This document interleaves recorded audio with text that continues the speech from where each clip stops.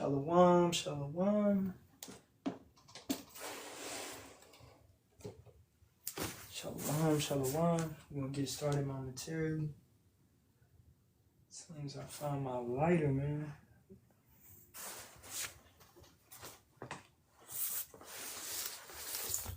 Oh, right here. The Yahawah, Yahawashi.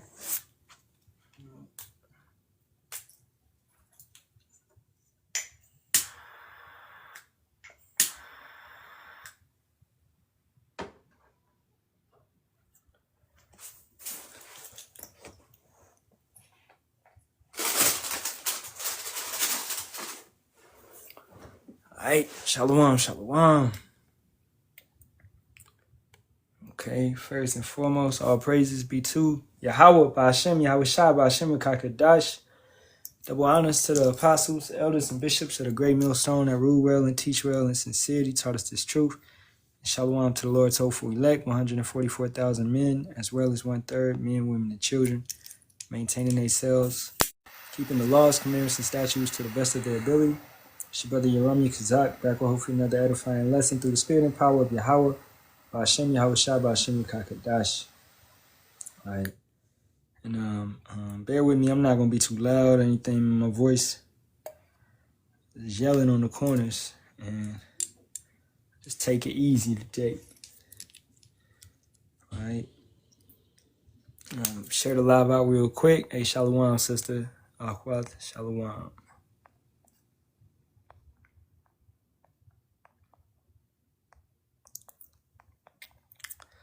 Share the live out real quick and get the brothers up in here. Shalawam, Kawam. Yeah, you saw me. I was in there, man. I was just scrolling through and they just invited me in there. But I could tell they was Nigerians, right? And you know, our people in Nigeria, so I just hit them with a couple scriptures and got up out.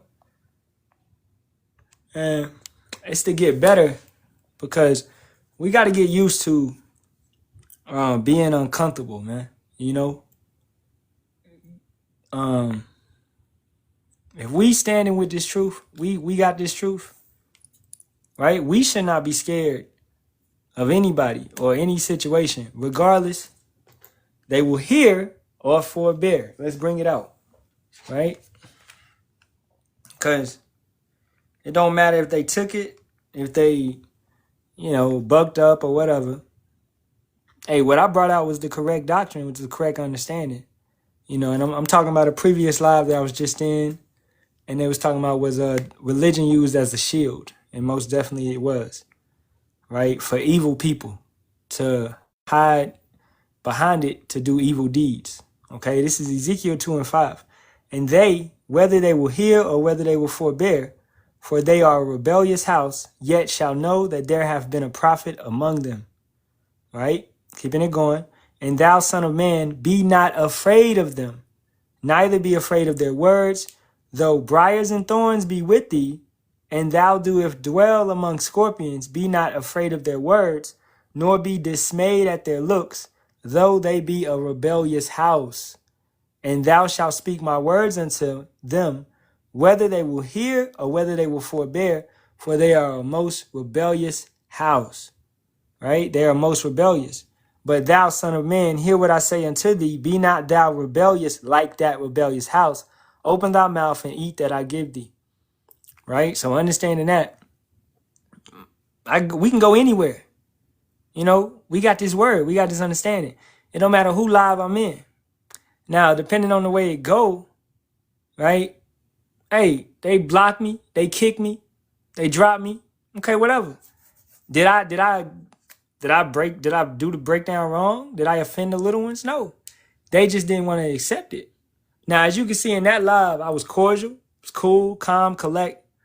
I waited my time. I literally waited about 20, 30 minutes, letting them go back and forth on that little BS. And then I brought out the correct understanding of it, you know, and they really couldn't. Didn't nobody say nothing. Couldn't nobody really say nothing because I brought out the scriptures. When you bring out this word, you stand strong on this word. How can someone speak against this word? If they speak against this word, The same way they spoke against Yahawashi, and they hate Yahawah. They hate the Father. So we stand strong on this word. It doesn't matter where we go, right? What we encounter. We stand strong on this word. Okay? Young OG, we don't use that symbol, that cross. Okay? I'm going to ask you a question, young OG. What does that cross represent? What does that cross represent, brother? All right, that's my question to you. What does that cross represent? If you're still in here, you might just be a drive-by Christian. He left. No backbone, man. All right? No backbone. Sometimes they still be in here from the back, from that outside looking in. I'm going to give you 10 seconds, man. What does that cross represent? If you still can hear me. 1, 2, 5, 7, 8, 9, 10. Okay. Well, you get blocked. Okay. Because we're not coming with opinions. We're not coming with false doctrines. We're not coming with, let's get Proverbs 3 and 5. Trust in Yahawah with all thine heart, thy mind, and lean not unto thy own understanding. Okay? I already read Ezekiel 3 and 8. Kawam, wake up. Wake up. You pulling a cockama right now. Okay? Oh, I read Ezekiel 2 and 8. Saki, I'm pulling a cockama. Let's get Ezekiel 3 and 8. I got you. Ezekiel 3 and 8. Khan. Behold, I have made thy face strong against their faces, and thy forehead strong against their foreheads.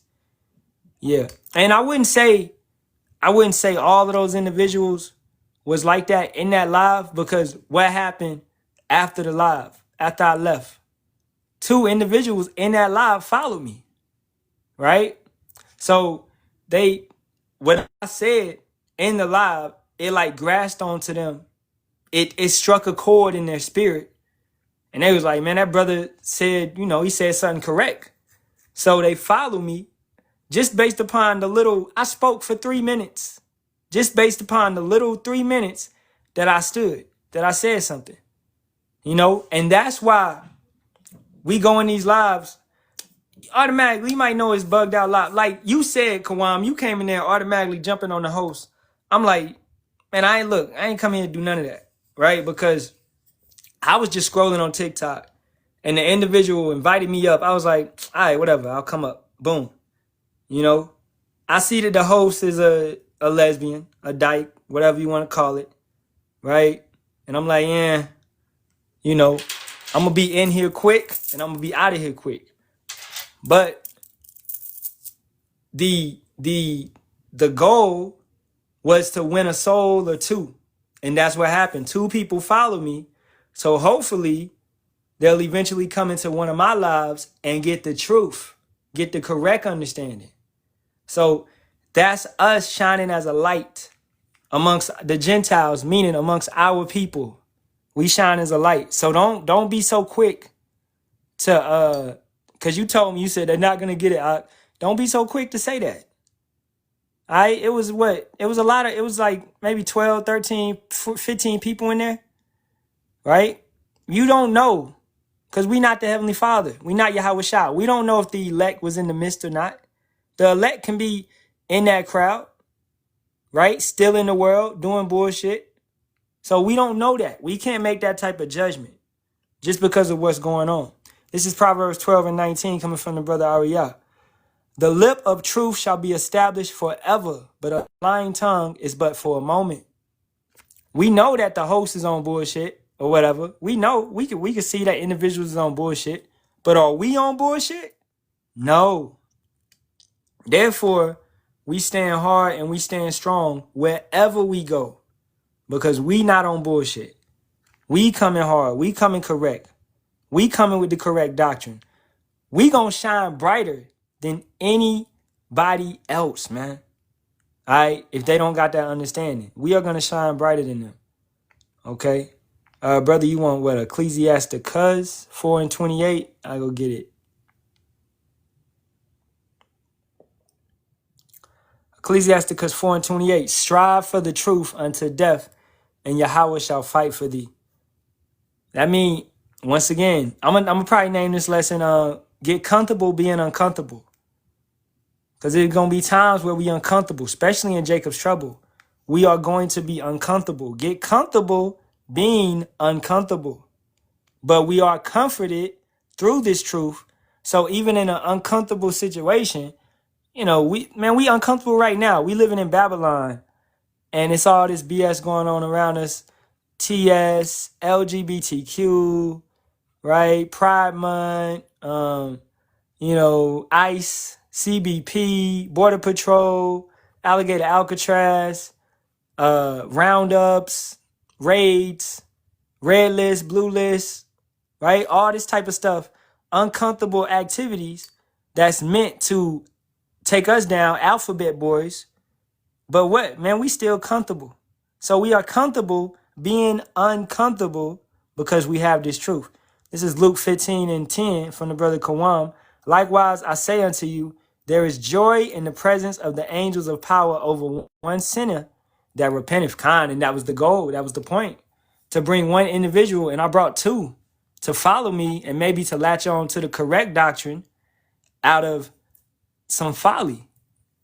So it's like, you know, let's say you got a little brother, he goes to a party and you know it's just nothing but DRUGS's and DRUGS, and he gonna mess his life up at that party. You go in the party, round up your brother and pull him out. He might have his best friend pull him out too, right? Hey man, get y'all little asses out of here, man. Y'all need to be up in here. That's what the Spirit did to those two individuals. Hopefully, they'll eventually come over here and be like, hey man, he got that truth. And I didn't bring no blame to the ministry. Came in there respectful, courteous, right? Courteous, showed some class, didn't lose temperament, was calm, was patient, right? So you have to shine, you have to be that light. That's how Yahawashi did. In the midst of these vipers, he shined. In the midst of the vipers, he never stumbled. He never let them catch him in a word.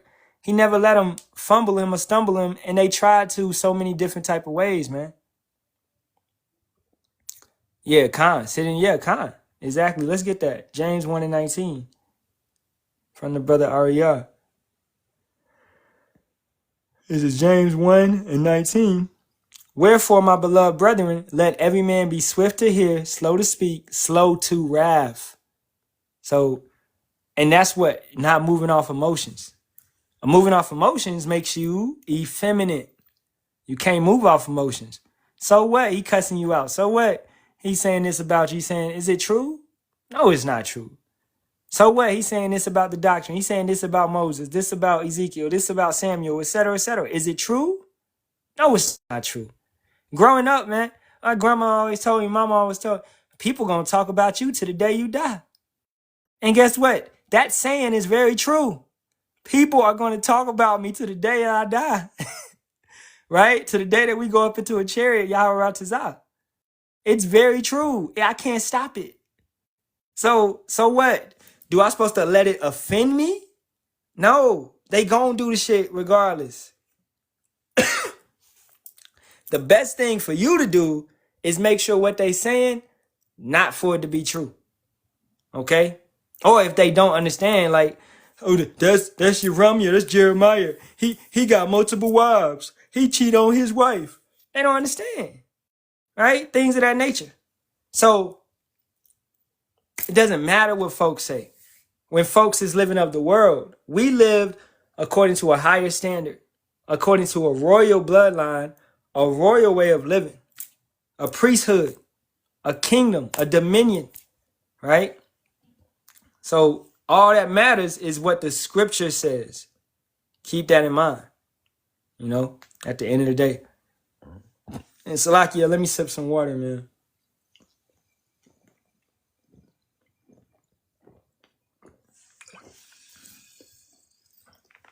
Let's go to 2 Timothy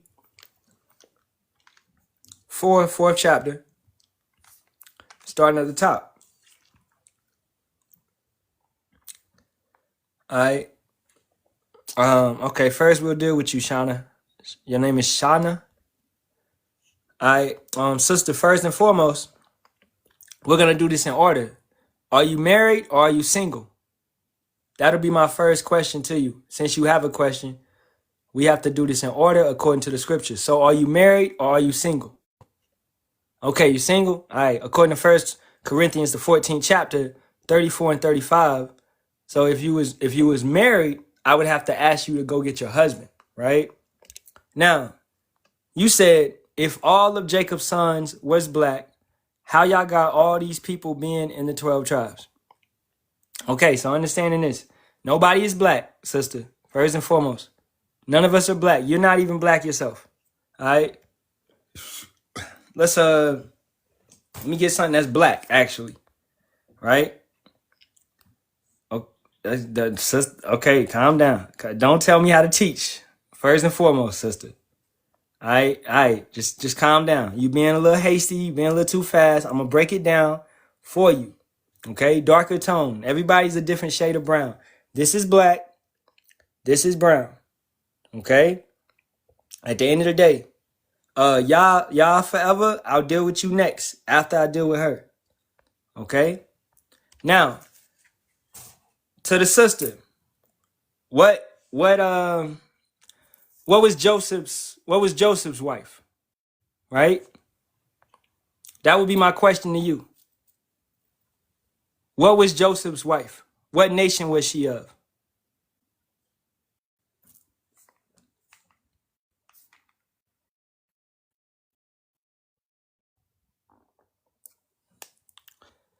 Has nothing to do. No, this has everything to do with it. What was Joseph's wife? It has everything to do with certain things that we're talking about.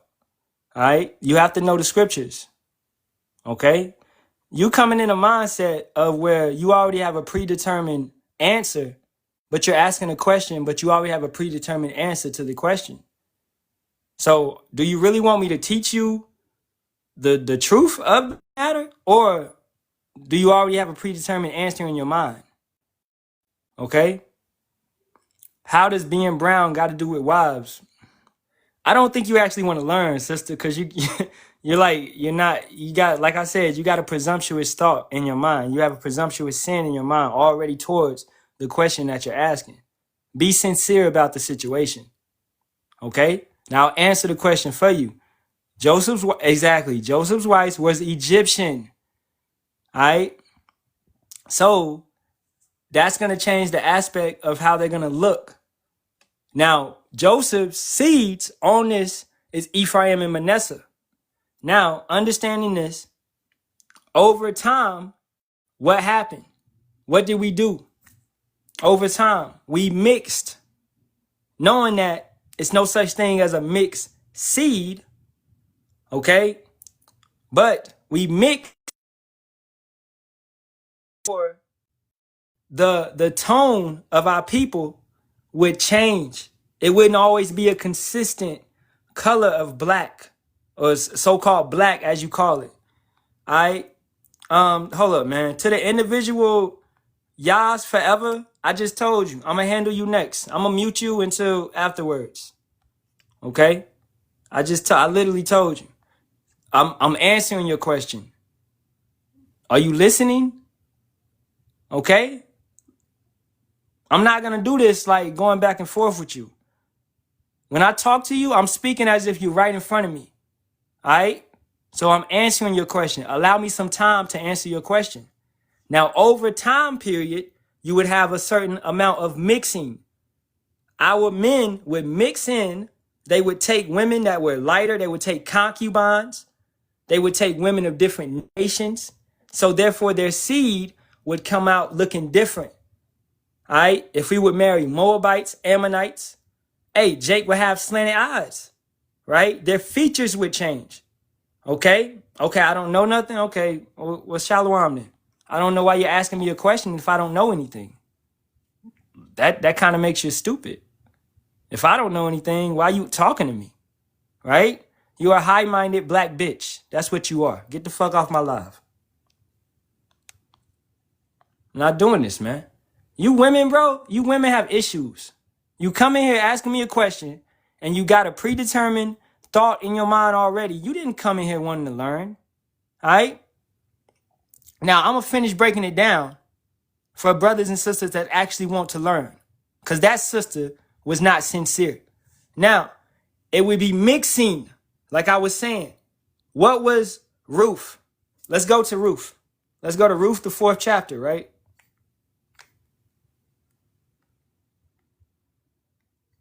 And this speaks about the marriage of Ruth.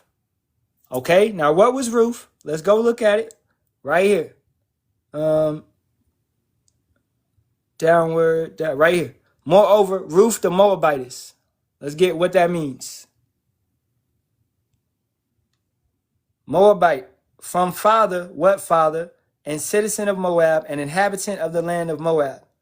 Now she was a Moabite, meaning so-called Chinese, a Moabite. Moab, she was of Moab. Okay? She was a woman of Moab, a descendant from Moab. So she was so-called Chinese. What do Chinese have? Slanted eyes. They have different features than Israelites. All right? They look different. Okay? Who is this? Taylor. Taylor 11. Don't tell me how to talk. All right? First and foremost, Isaiah 58 and 1. Okay? A self-willed woman is a bitch. That's Sirach 26 and 25. A self-willed woman is as worse than a dog. So I address that woman as the scriptures would address her. She's a loud-mouthed bitch, man. If you don't like it, you don't have to be on the live. You can leave. Don't tell me how to teach. Okay? At the end of the day, I didn't go down to her level. I rebuked her and I corrected her. And I discerned her spirit. Okay, yeah, not all women. Did I say all women are like that? Right? Man, you muted, bro. People need to shut up. All right, keeping it going. Because I didn't say that. You putting words in my mouth and thoughts in your mind. That's demons in your mind already. Man, that brother said that about that woman. He thinks that about all women. No, I don't. My woman ain't like that. My woman in order. Right?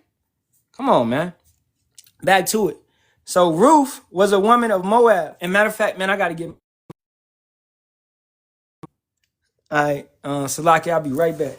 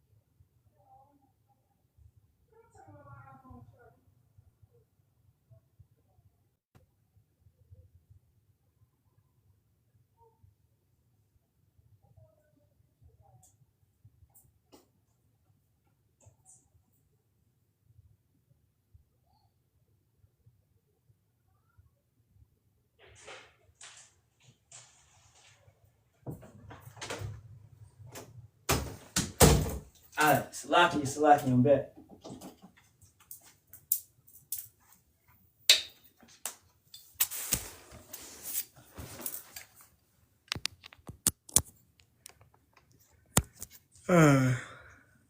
Put them crystals in the trash. That's not from the Lord. He's Exodus 28th chapter. Go read it. What's an ephod, Lori? Right? Why do you even follow me, Lori? Are you still in here? Lori, what's an ephod? Cause this real quick. What's an ephod? Right? What's this right here? What are those? Those are crystals. Okay? This would be a breastplate on our people. Matter of fact,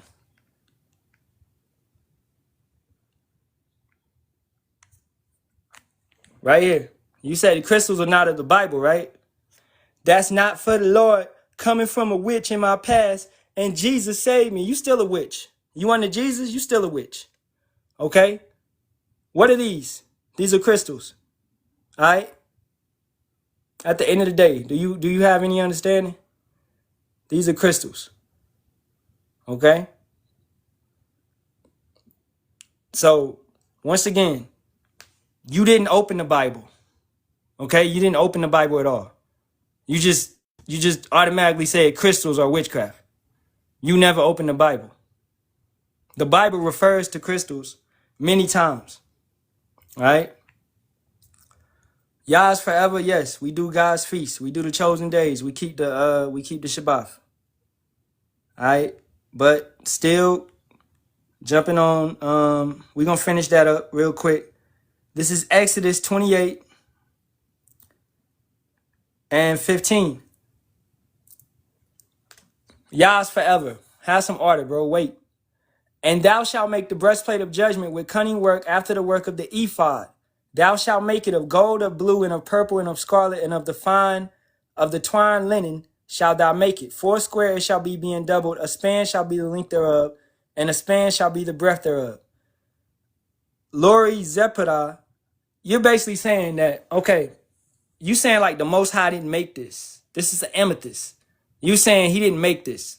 So basically you're saying that, I guess you're saying that Satan made this. So you're saying that Satan made this, so it must be evil. Okay? All right? You said Jesus came to my dream. Let me know that their crystals are not for him. Yeah. Let's keep going, lady. Let's keep going. Okay? Let's keep going. And thou shalt set it in settings of stones, even 4 rows of stones. The first row shall be a sardius, a topaz, and a carbuncle. This shall be the first row. The second row shall be an emerald, a sapphire, and a diamond. Okay? And the third row, a liguri, and an agate, and an amethyst. And the fourth row, a beryl, and an onyx, and a jasper. They shall be set in gold in their enclosings. All right, what's your next statement? You said that's the Old Testament. Study the New. So the Old Testament, so wait a minute. The Father changes?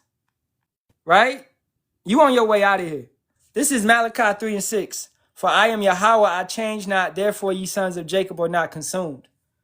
Every word of the Old Testament is accurate. It's needed. You have no understanding. Okay?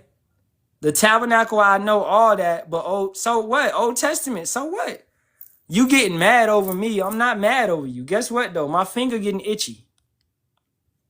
And that's what it does when it gets itchy. It blocks people. Bye-bye. Okay, now, back to Ruth. We ain't dealing with, like, y'all people, you individuals, a lot of you individuals are so foolish, and you don't open the scriptures. You just speak on stereotypes. Like that Taylor chick earlier said, all women are not like that. Did I say all women are like that?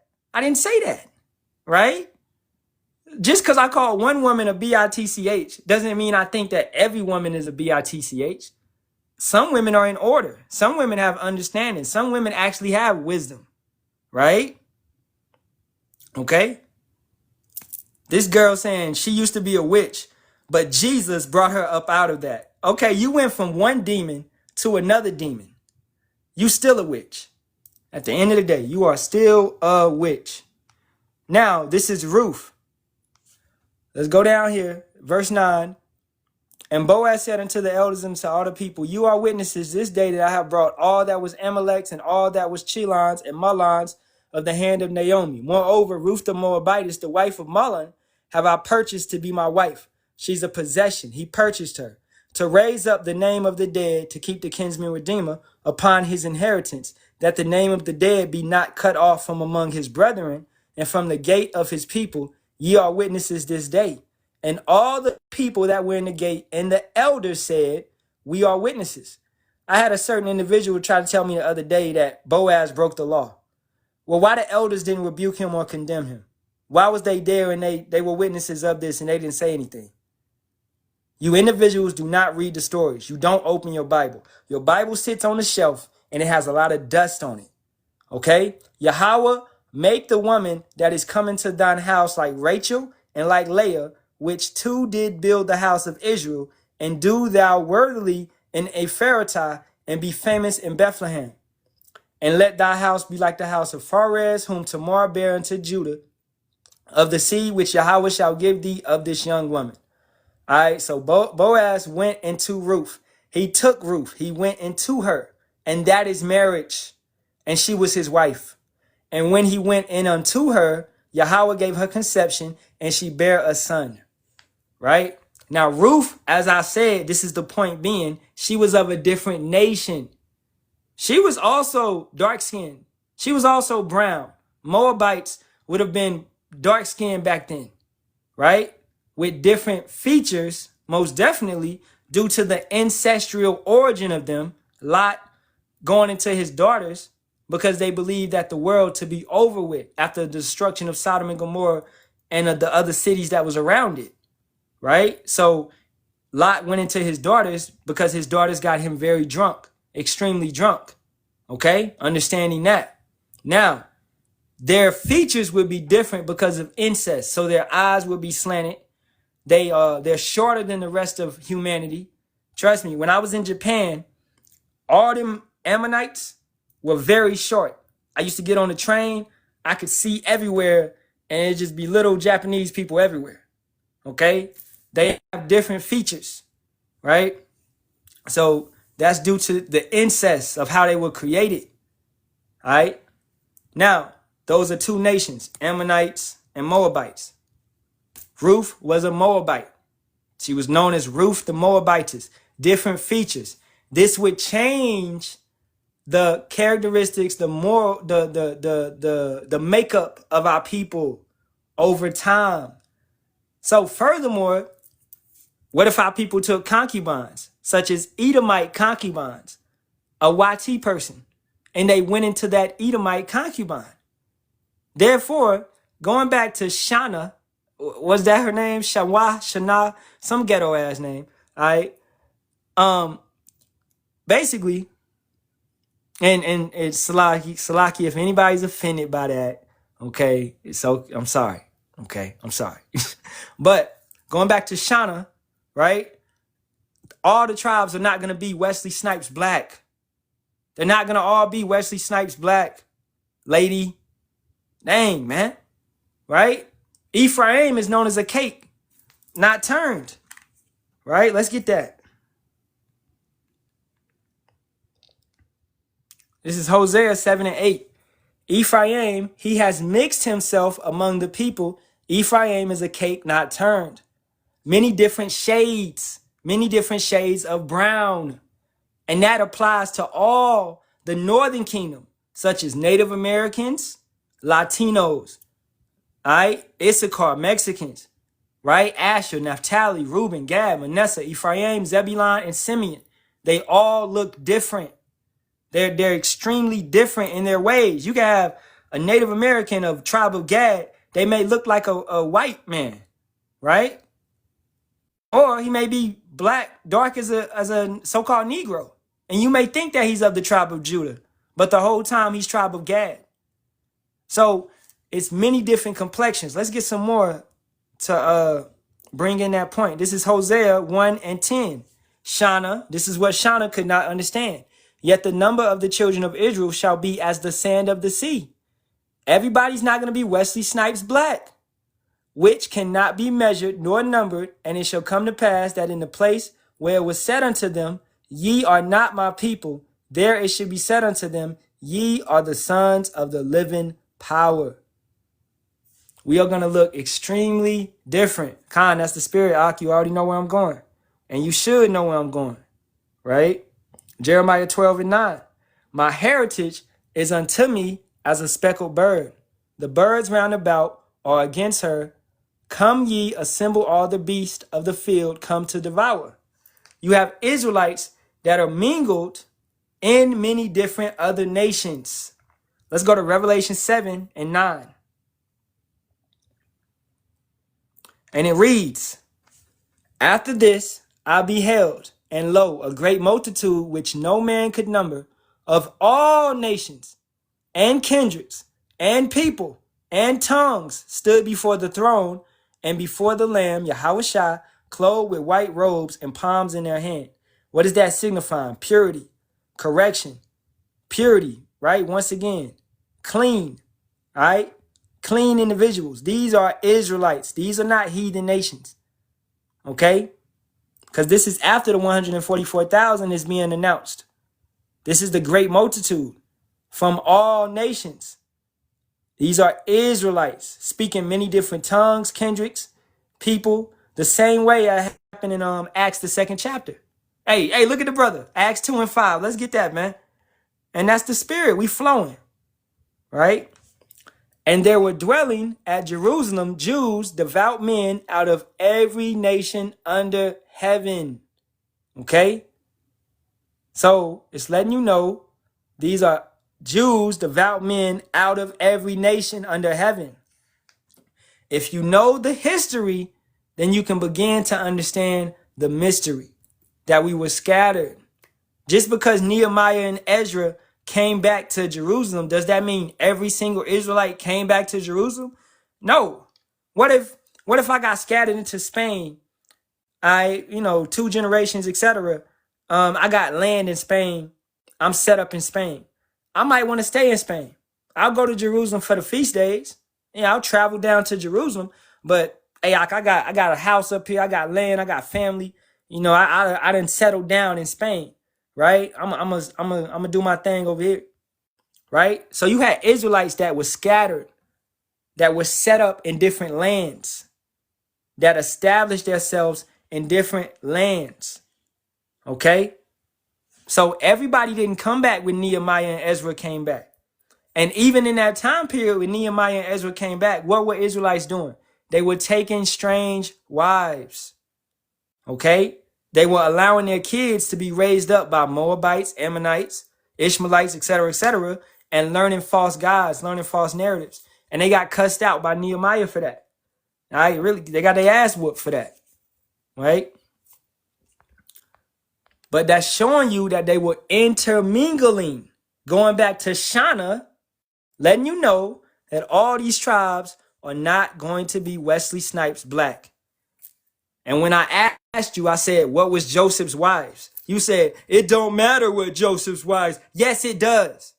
Because if we're mingling with other nations, then the makeup of our people is going to begin to change and we're going to start looking different. But the spirit is going to be there still. All right. Prince of Poems. Will Gentiles who are saved sweep the streets in the kingdoms? Gentiles cannot be saved. Now, if you're talking about Gentiles, meaning Israelites that are scattered abroad, Israelites will not work in the kingdom. All right. It will be a land without working. We will not work at all. Israelites. Okay. But heathens, the other nations, 17 nations, yeah, they gonna clean up. They gonna build the kingdom. Okay? Yeah, Yanashi, he don't know, that brother, he's coming with like, it's kind of, I guess it's a loaded question or some shit. It ain't that loaded. All right? Because understanding this, Prince of Poems, that the heathens are gonna build up the kingdom for us. You may have in your mindset that New Jerusalem is a city and it's going to come down. No, that's talking about men. That's talking about the body of Hamashiach. That's talking about 144,000 men coming down. The scripture says 144,000 bricks make up the city. So that's talking about the body, right? That's not talking about an actual city coming out of the sky and then everybody going into that. No, that's not talking about that, right? The heathen will have to build up the city for us. So they will be in rigorous slavery. Okay? I get that Isaiah 60 and 10. And it reads, and the sons of strangers shall build up thy walls, and their kings shall minister unto thee. For in my wrath I smote thee, but in my favor have I had mercy on thee. So they're going to get to building, man. Right? All these other nations are going to build. The scriptures say, let's go to Isaiah 14 and 2. And it reads, and the people shall take them and bring them to their place, and the house of Israel shall possess them in the land of Yahawah for servants and handmaids. And they shall take them captives, whose captives they were, and they shall rule over their oppressors. Who oppressed the world? Who oppressed the Israelites? The so-called YT man and other nations. All right. I go in Mr. Chin's store. He talking about hurry up and buy. I feel sorry for your mother. I feel sorry for your mother too. You slanted eye. Let me stop. All right. So they oppressed us as well. The Moabites once had us in slavery. All right. They came at us in the same type of manner. Okay. Ain't no such thing as Yahuwah, brother. Ain't no such thing as Yahuwah. That's the first point of your doctrine that you need to correct. The false name that you call upon. It's no you in the Hebrew. All right. Before you correct that name and start calling on the name of Yahawah, then everything else you do is going to fail. It's all going to fall because your foundation is corrupt. Your whole house that you're building up right now through faith, through the Spirit will crumble because the foundation is in Yahuwah. All right. Somebody should have, check this brother, man. Check his page. Check his page. See what name he calling on. Ask him the name of the Heavenly Father. Give him the correct names. I need y'all brothers to get on it, man. Be an investigator. Be an investigator. Oh, his page private? That's a warning right there. What you got to hide, Doc? What you got to hide? Okay? Yahuwah is going to let some live but put them to work. Every single heathen nation will be under slavery. Let's finish this. Verse 3. And it shall come to pass in the day that Yahawah shall give thee rest from thy sorrow and from thy fear and from the hard bondage wherein thou was made to serve. So we are going to be in rest. We're going to rule over our oppressors. These other heathen nations, that rule over us right now, that's controlling us right now. You have Israelites in China, Israelites in Spain, Israelites in Australia, Israelites in Africa. They're being ruled over, right? You have Israelites all over this planet. They will rule. The tables will be turned if you are a righteous Israelite according to the scriptures, if you are of the 1/3. All right, at the end of the day. J Money, Jesus is when was the letter J created, J Money? Since you know so much. J Money, when was the letter J created? Come on now. What's his name? J Money. Come on, bro. You a teenager? You 14? Come up here. Come up here. Don't speak in the comments if you don't want to speak up here. I got time today. J Money, we waiting on you. It's been centuries. You don't even know. Oh, we know J Money. J Money, come up here. Come up here, bro. It's 17 people in here, man. They all think you scared. I smell.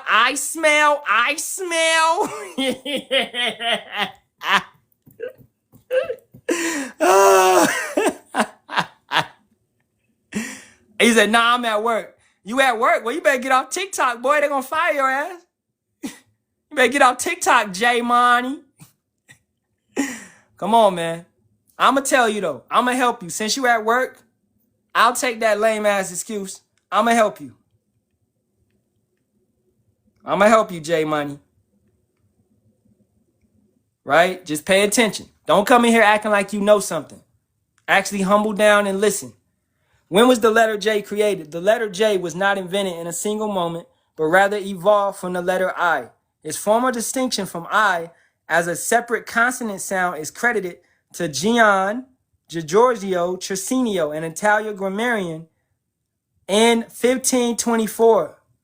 Until then, I was used by both vowel and consonant sounds. You said Google is crazy. Okay, we don't got to go to Google. I'm going to go to the 1611 KJV Bible. Right? Since you said Google is crazy. This is the 1611 KJV Bible. Right? This is right there. What does it say? Jesus. This is in the 1611 KJV Bible. Okay, J Money. This is in the Bible. The letter Jesus, the name Jesus was not in the Bible until 1769. J Money. So before Google, we don't have to go to Google. You want me to take you to the library, bro? All right. It used to be Jesus, and that goes back to Yahawashi, the correct name. This will be the Greek translation, all right, of the name. Okay? But we call upon the name in the Hebrew, the Paleo Hebrew, the Lashawan Kadash. If you contentious, J Money, you should have never came into the live, man. You got 18 people in here now that think you scared, and they also think that you're not at work because you don't want to come up here, but you can freely type in the chat, but you at work. Well, honestly, you're not a good worker then, right? Come on, J Money. It's embarrassing, bro. You embarrassing your whole house, your whole family, all right? You need to chill out. You lucky I'm at work, bro. Hey, J Money, bro. I can do a live whenever you want me to do a live, bro. Okay? But first and foremost, you need to lose that contentious spirit. I'm lucky what? I'm supposed to be your brother. I'm up here teaching you the truth. And you saying I'm lucky you at work. What would you do if you wasn't at work? You don't have the truth, bro. You don't have the truth. That's your issue. You still calling on a false name. Let's get Jeremiah, the 2nd chapter.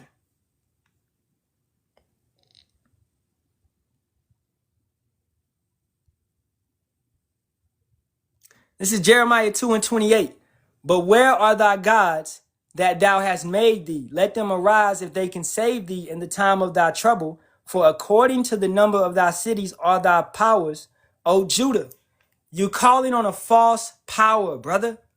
Something that was beat into our ancestors in the 1600s when the name Jesus was created. J Money, right? Let's go to Deuteronomy 28th chapter, verse 64. You ain't brought out one scripture, but you at work and you talk, I get off at 8. I get off at 8. What, I supposed to be scared? And Yahawah shall scatter thee among all people from the one end of the earth, even unto the other. And there thou shalt serve other gods like a Jesus, which neither thou nor thy fathers have known, even wood and stone. Let's type in the word Jesus. Let's see what you worship, J Money. This is your son. This is the son. All right? This is who you saying is the son. Jesus, the long-haired son. Right, J Money? This who you rocking with? Okay? We got somebody wanting to come up. All right? Hold your peace. Mute your mic real quick while we handle this. This is 1 Peter 3:18 through 20. This is what J Money got. Let's get that. 1 Peter 3:18 through 20 from J Money. For Hamashiach also hath once suffered for sins, the just for the unjust, that he might bring us to power, being put to death in the flesh, but quickened by the Spirit, by which also he went and preached unto the spirits in prison, which sometime were disobedient, when once the long suffering of power waited in the days of Noah, while the ark was a preparing, wherein few, that is, 8 souls were saved by water. Yeah, we agree with you. Okay? Hamashiach, Christ, as you would call him. Hamashiach, Ha meaning the, Mashiach meaning anointed, the anointed one. That's what he's called. All right? In the Paleo Hebrew, the Lashawan Kadash. I'm gonna get you one more scripture, and then we gonna let you go to work, cause I don't want you to lose your job, man. We gonna let you go to work, bro. Okay? We gonna let you go to work, bro. All right? I'm gonna let you go serve the slave master that beat that name into you, bro. I got you. It's okay, chill out. I don't want you to offend the slave master. He done beat the name Jesus into you. You calling on that name heavy. You defending that name. I see you, brother. You a good little slave, bro. I got you. It's all good. This is Acts 26:14. I don't want to offend you, my brother. I see you with the slave master. And when we were all fallen to the earth, I heard a voice speaking unto me and saying in the Hebrew tongue, Saul, Saul, why persecutest thou me? It is hard for thee to kick against the pricks. And I said, who art thou, Lord, master? And he said, now this is in the Hebrew tongue. I am Yahawashi, whom thou persecutest. You see that right there, J Money? Hebrew tongue. What's Hebrew tongue mean? Let's go get that word. In the Hebrew tongue, the Lashawan Kadash, or Eber. Hebrew, the Hebrew language. Not that, however, in which the Old Testament was written, all right, but the Chaldee, which at the time of Yahawashi and the apostles had long succeeded it in Palestine. Hebrew, the Hebraic or Ish language, okay? This language goes back to who? Phoenicians and then Canaanite. As it says in Isaiah 19 and 18, we speak a Canaanite language, okay? J Money, you should know these basic facts before you try to come at me with two words, G's and sus, which is Latin, brother. So when you get off at 8 o'clock, you don't need to be being contentious, trying to go in brothers' lives and attack brothers and go at brothers, because you do not have the understanding. You need to first humble yourself, repent, and stop calling on a false god. All right? All right, to this individual, what's good, man? You got a question? Yeah, I wanted to ask how did you come to the conclusion that those people in there were black? What people? The Jews, I'm assuming. That they were brown skin, dark skin? No, I'm saying they were black. Well, I'm saying they brown skin. I'm not saying nobody's black. Okay, they're brown skin. Yeah. How did you come to that conclusion? Okay, let's go to Genesis. Let's go to Genesis, the 25th chapter. Right? Verse 25. And this is talking about Jacob and Esau. Okay? And the furs came out red, all over like a hairy garment, and they called his name Esau. Now, this is speaking about the YT man. All right? This is his patriarch, where he comes from. All right? Where all YT people come from. Esau. And after that came his brother out, and his hand took hold on Esau's heel, and his name was called Jacob. And Isaac was 60 years old, 60, when she bare them. So these were twin brothers, but one had a pigmentation problem. He was, he came out red, meaning you could basically see his blood through his skin. Like a YT man, when he blushes or he gets mad or whatever, he turns red. That's what these devils do. All right, so Jacob, it wasn't no depiction on him, because everybody at this point in time was dark skinned. Chinese people, Japanese people, Ishmaelite people, right? Indians, Elam. Okay, every nation was a different shade of brown. That's how it all was. That's how Yahawah created. He created us to exist in this planet and not to be harmed by the sun or destroyed by the sun.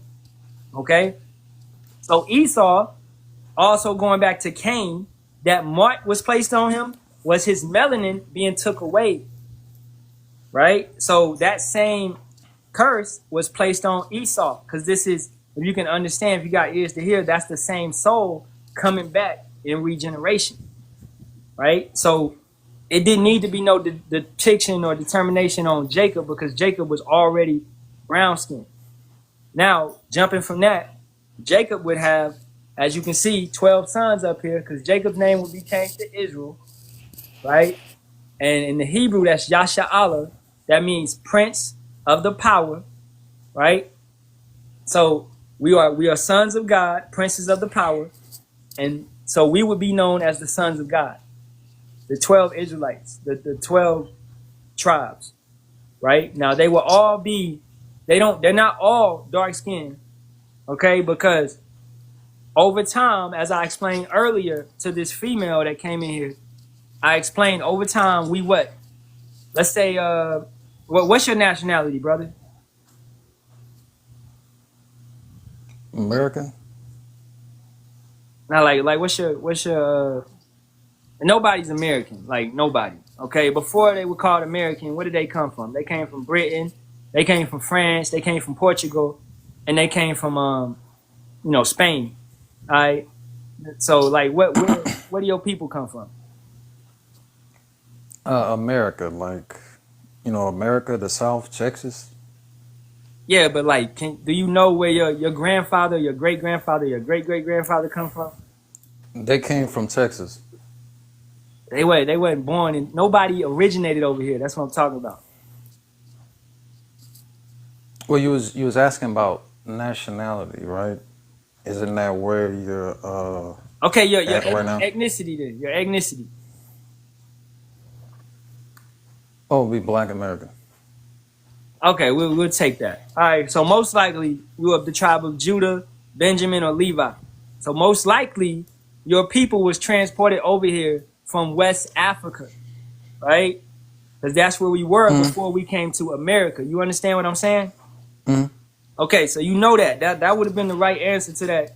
You know, we came from West Africa because of the transatlantic slave trade, right? mm, So those would be Israelites. It's all in Joel the third chapter how we were sold by our own people and also Hamites, which are so-called Africans. All right. Now, over time, what would happen? You would have Israelites mixing and getting with so-called YT mm, women, getting with so-called Native American women, which are Israelites as well, getting with Latino women. So over time, what would happen? We would have different shades of our people. So therefore, everybody on this chart would not be a dark shade of brown, but it would be a lot of different colors of our people. That's how you would know, like just who Justin Timberlake is. mm-hmm. That's an Israelite. You can tell by his spirit. This is Romans 8:16, and it reads, "The Spirit itself beareth witness with our spirit that we are the children of power." So you have to check someone's spirit. Justin Timberlake, you can tell by his spirit, his swag, his singing, his dance moves, the way that he carries himself. He is indeed a Jake. All right, as the brother said, Eminem as well. You can tell by his rapping skill, the way that he is, the way that he carries himself. He's a Jake, even though he looks like a YT man. He's not a YT man. That brother is an Israelite. Justin Bieber, same as well. Israelite. May look like a YT man, but his bloodline, let's go to Romans the 9th chapter, 9:3. For I could wish that myself were accursed from Hamashiach for my brethren, my kinsmen, according to the flesh, who are Israelites, according to the flesh, the blood, to whom pertaineth the adoption and the glory and the covenant and the giving of the law and the service of power and the promises. We just read a little bit of the curses, Deuteronomy 28:64, where our people would serve a false god. What do a lot of our people do? They worship so-called Jesus Christ, right? That's a false god that was whooped into them, and they still serve it to this day. That's a curse on our people. A lot of our people have baby mama issues, baby daddy issues. All right, they can't get a house, hard to get a car. All right, financial problems, financial troubles. They don't own any businesses like that in large amounts. These are curses that are placed upon our people. They don't know their heritage. You told me your people from Texas. I'm like, bro, ain't nobody from Texas. You know what I'm saying? So we don't know. We don't got our lineage. We can't trace our people all the way back, right? Those are the curses that's on our people. You know what I'm saying? So, to fully answer your question, everybody on here is not, so-called black, but they're all different shades, and it's pertaining to the bloodline, and also the spirit has to bear witness. Because you can have certain individuals that may look dark-skinned, like Tia and Tamara, but they're not Israelites. They're Edomites because their father is an Edomite, a so-called YT man, right? So it's based upon what your father is, according to Numbers 1 and 2, Numbers 1 and 18, Numbers 17th chapter, right? So to fully answer your question, how do we know? It's because of the scriptures. It's because of the curses. It's because of the spirit. Right, but I wanted to ask, like, what specific one where it, like, kind of indicates that? The curses, what we're under, the way that our people are. Where's majority of so-called black people at? In the South. Nah, what? Nah, not really. You got a lot of black They people in the if you look at California. America, they're mostly in the South. They all over this nation, bro. I live in California. There's hella black people out here. Well, in California, they are out there, but they moved out, so they're more of a minority. That's more of like a Mexican area. That's not. That's like That's Mexican over there. But if you looked at like charts and maps, most black people are concentrated in the South. There is some in California, but they've been moving out and stuff like that. There's some in New York too, but because of prices, they moved to the South and stuff like that. Like, y'all know I grew up in the South, from South Carolina, North Carolina. But that wasn't even really my question. The more so in the question is, where in the city do they live? What part of the city? City of what? Where? California? Any city, bro. What part do they live? That depends. Ah, come on, man. You know what I'm talking about. Where do our people congregate at? Where are our people at? Are you saying they're in the hood? In the hood, man. Yeah. Come on, man. Yeah. Majority of our people are in poverty. Majority, they actually are working class people. Majority not really in the hood. I know they're perceived that way, but they're not. A lot of our people. They're mostly working like middle class. Most black people are working middle class. That's not. No. I don't know what stats you getting. A lot of our people are in the hood. They are oppressed. We are oppressed people. We are an oppressed people. You don't want to admit that we are oppressed. No, I was talking about the living in the hood thing because most black people don't live. They not the richest, but they not all just poverty ridden. Who do you see when you go to where you live at? What state? Houston. Check Houston. Who do you see in Houston, bro? Fifth Ward, bro. Fifth Ward. Who you see in Fifth Ward? Most either it's black or Mexican. Come on, black or Mexican. That's Israelites. Yeah, but there's other places you can go to where it is a congregation of black people. Yeah, I know that. Yeah, blacks can live in the suburbs, but majority of our people in Houston, in the Fifth Ward, is Israelites. Our people live in the low areas of the city, especially like you look at Chicago. You got the West Side and the South Side. That's majority blacks and Latinos. They're in the lowest areas, the less desired areas, and that's because the YT man set up the city like that. He designed the city like that. If you look at the designs and the layouts of his city, and then he has gentrification, where he'll come and he'll move out our people. I was a victim of gentrification. I lived in the Northern Cali, and when I was living in there in 2016 versus to when I moved and left in 2019, my rent had raised up over $400 to the point where I couldn't afford to live there anymore, right? So gentrification will move out Israelites and move them to less desired locations.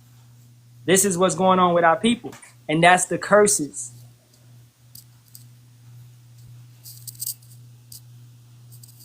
So the curses I would say Deuteronomy the 28th chapter.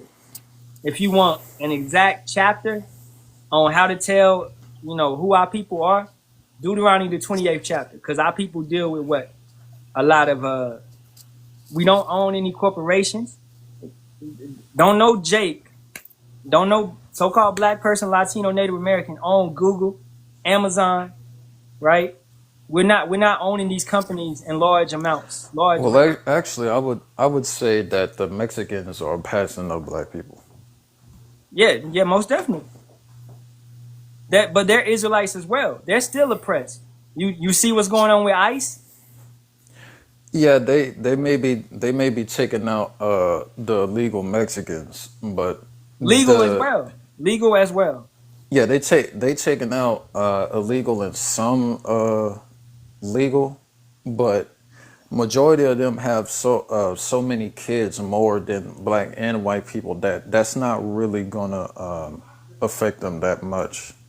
Versus if that happened to black people, that would be a different thing. So they getting degrees more often. They get construction jobs more than black people. You know, they have more businesses than black people. Like it's a little bit different with Mexicans. All right, man. Let's get what just happened, man. This is Alligator Lives Matter, right? Trump, Paul, Laura Loomer. She said this. She said Florida Alcatraz, like Alcatraz, alligator Alcatraz. She said the beast will get 65 million meals. Now, if you go into that, it's 65 million Hispanics here in America. This is how the YT individual feels about us, about the Latinos. If you understand the scriptures, which it doesn't sound like you read the Bible too much, but a lot is about to come down on our people. ICE has just got a $100 billion push through the big, beautiful bill being passed. So the things that you're talking about, Mexicans going to college and having kids and getting established, that's not going to happen. All right, what's about to take place is so-called Jacob's trouble, the great tribulation that the Bible speaks of, where our people are about to be placed in prisons at a high rate or about to be unalived in the streets. This is what's taking place at this current moment, man. This is what the YT man has been setting up and planning for over a century.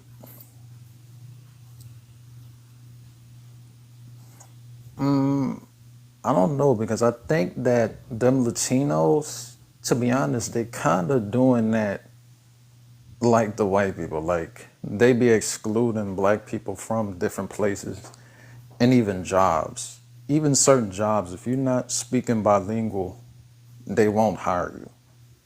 And even if you do, they're going to pick the Latino or Mexican over you.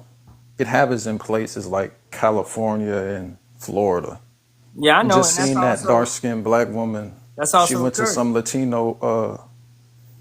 Latino place, and they said she couldn't get in there because she was dark. That's also occurs. This is Deuteronomy 28 and 54. So that the man that is tender among you and very delicate, his eyes shall be evil towards his brother, and towards the wife of his bosom, and towards the remnant of his children which he shall lead. This is why you have animosity and tension between Latinos and so-called blacks, right? This is why you would have a father being under that curse. He would leave his family. He would leave his family. You have a stigma of our people being deadbeat dads. This type of situation is occurring. So these are curses that is placed upon our people, right? As you said, Issacharites, which are so-called Mexicans, right? They try to raise themselves up higher than us, than other Israelites. But that's coming to backfire on them. You see what happened with these Mexicans for Trump, right? That really got shut down because he lied to them. They gave him the vote, and he said he wouldn't deport illegals. So they really sold out their own people. But what is he doing? I mean, he wouldn't deport legals, but he's deporting legals.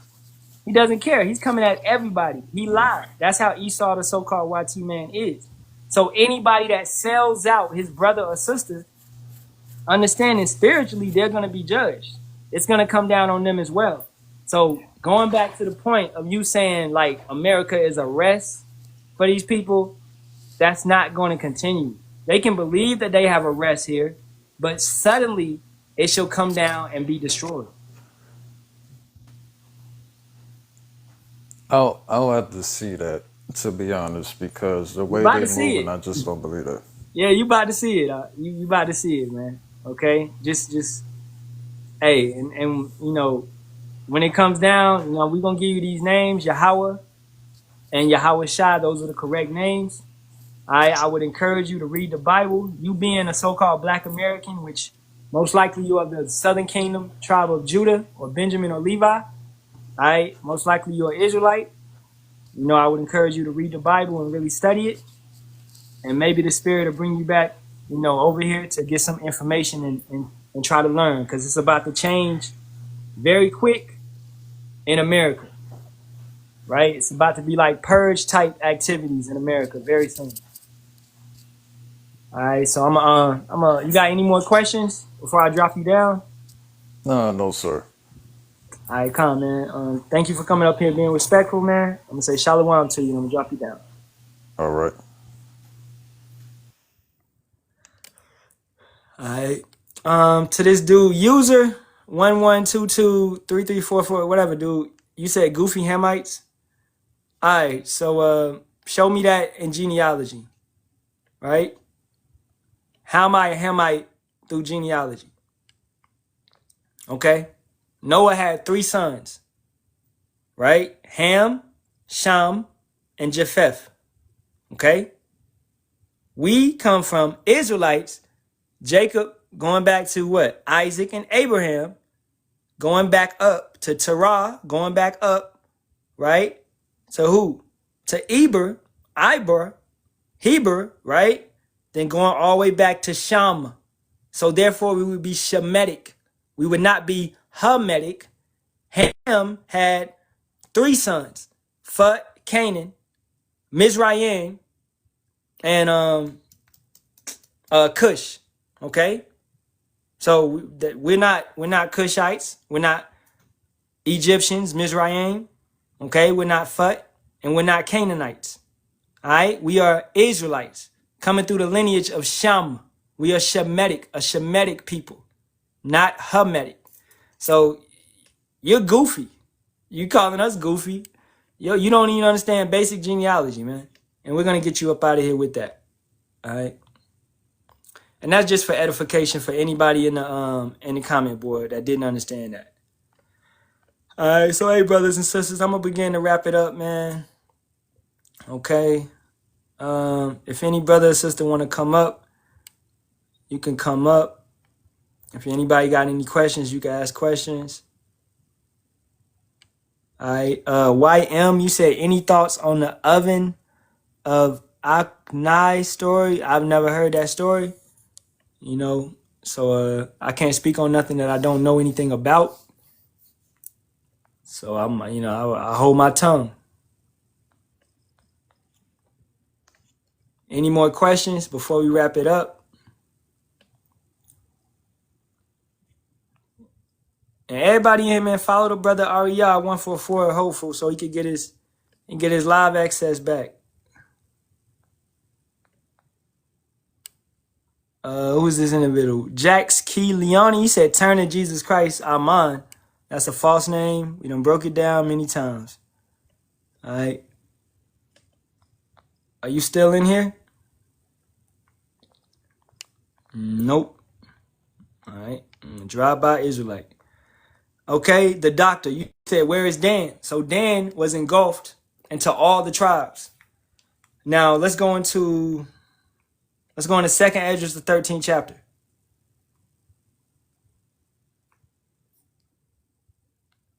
And that's a good question, right? This is 2nd Esdras 13 and 40. And dang, this phone about to die. We all good. Okay, 2nd Esdras 13 and 40. And it reads, those are the 10 tribes which were carried away prisoners out of their own land in the time of Oshé, the king whom Salmanasar, the king of Assyria, led away captive. And he carried them over the waters, and so came they into another land. So Dan was still with these tribes, right? But Dan was eventually engulfed into all the tribes, right? So we will know who Dan is in the kingdom, right? We will know then, okay? So that's all, on that question, that's all you really need to know. But Dan is not on the chart because Dan is engulfed in all the tribes, right? So keep in mind that, all right? But good question, though, man. Good question. You're welcome. You're welcome. Yeah, they got that brother locked up. Won't let me out. All right, any more questions, man, before I wrap it up? Any questions? Elder Alliance of the 12 about to be The brothers in Chicago about to go live in about an hour, I believe, or maybe sooner than that. Any questions? Anything? Anybody want to come up? Anything, man? I got about 10 minutes left. 10 minutes.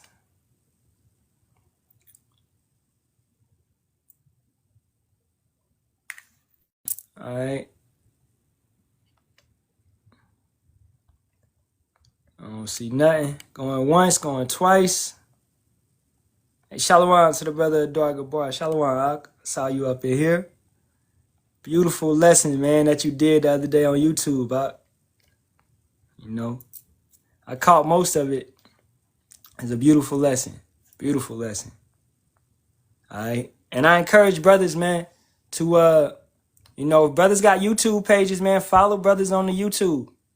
Right? My YouTube is in my bio. You know, follow brothers on the YouTube because you never know when this TikTok mess get took away.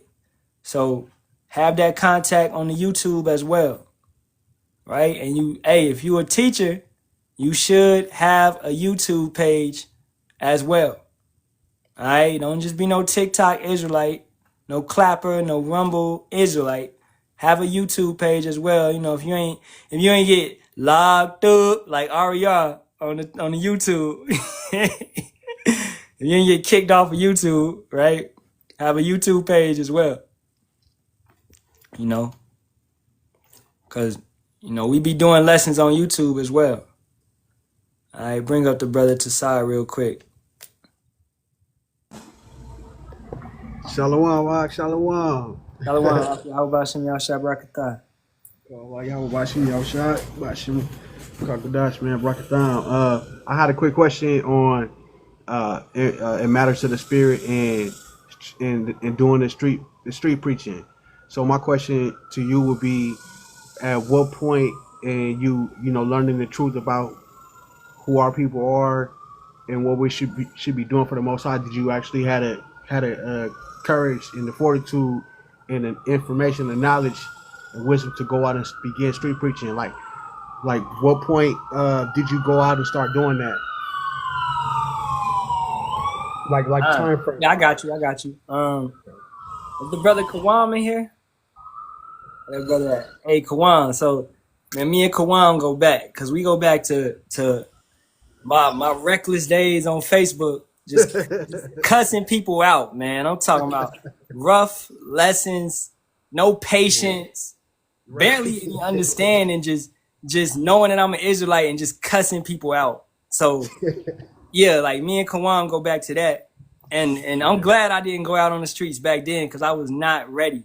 You wasn't ready. Right? So I just had to grow and learn and really, you know, learn and get that understanding for about, I would say about a year, you know. Okay. And then finally, it comes on brothers differently. So some brothers, they learn faster. Some brothers learn slower, whatever it may be, right? Yeah. Whenever it's time for you, then it's time for you. Whenever you feel confident enough.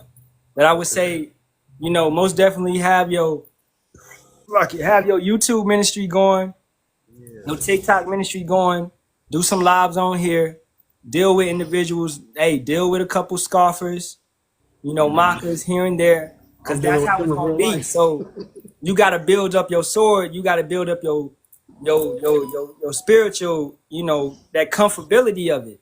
Yeah. Where especially on the streets, anybody could walk up and you can't block them, you can't do nothing like that. So you gotta really have that understanding. And then, if it be a point where they trying to confound you, be like, hey, I don't know that answer. I'll come back next week and I'll have it for you. So we ain't boasting on, you know, we got 100% truth, but we not saying we know everything because we gonna go to the breakdowns and the understanding and get it from the elders if we do not know it or not sharp on it, right? So I would say it's based on the spirit, right? Yeah.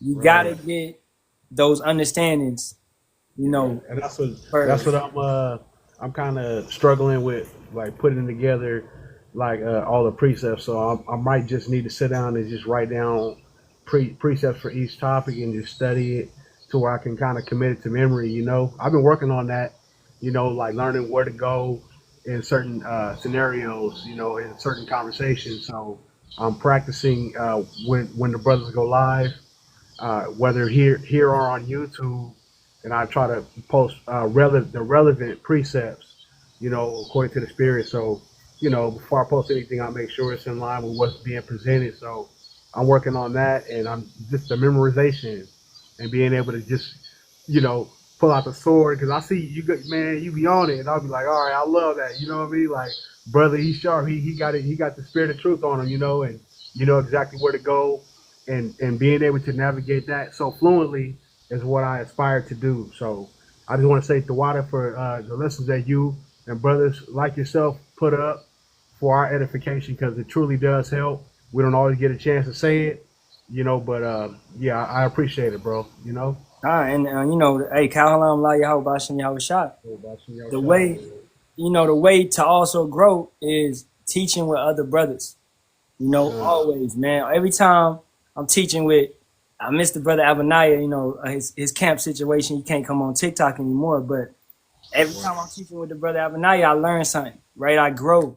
Every time I'm teaching with the brother Matazabak, I learn something. Brother Yasharahla, I learn something, right? So it's teaching with other brothers. You growing, you getting better. Brother Ariyah, that's why y'all better follow him so he get back up on here. I learn something, I grow.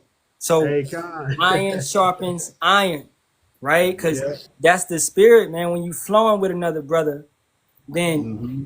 the brother may bring something out, then boom, a precept jump right in your head. So Yeah. that's how the spirit flows. That's why Yahawashi sent us out 2 by 2, understanding Yeah. that. So, Yeah. if you got somebody in your area that you can get with, right? You know Or what? Hey, I was looking because I move around. I moved around a little bit, due to my circumstance. But I was in Las Vegas for a while, and I was meeting at that camp off of Las Vegas Boulevard.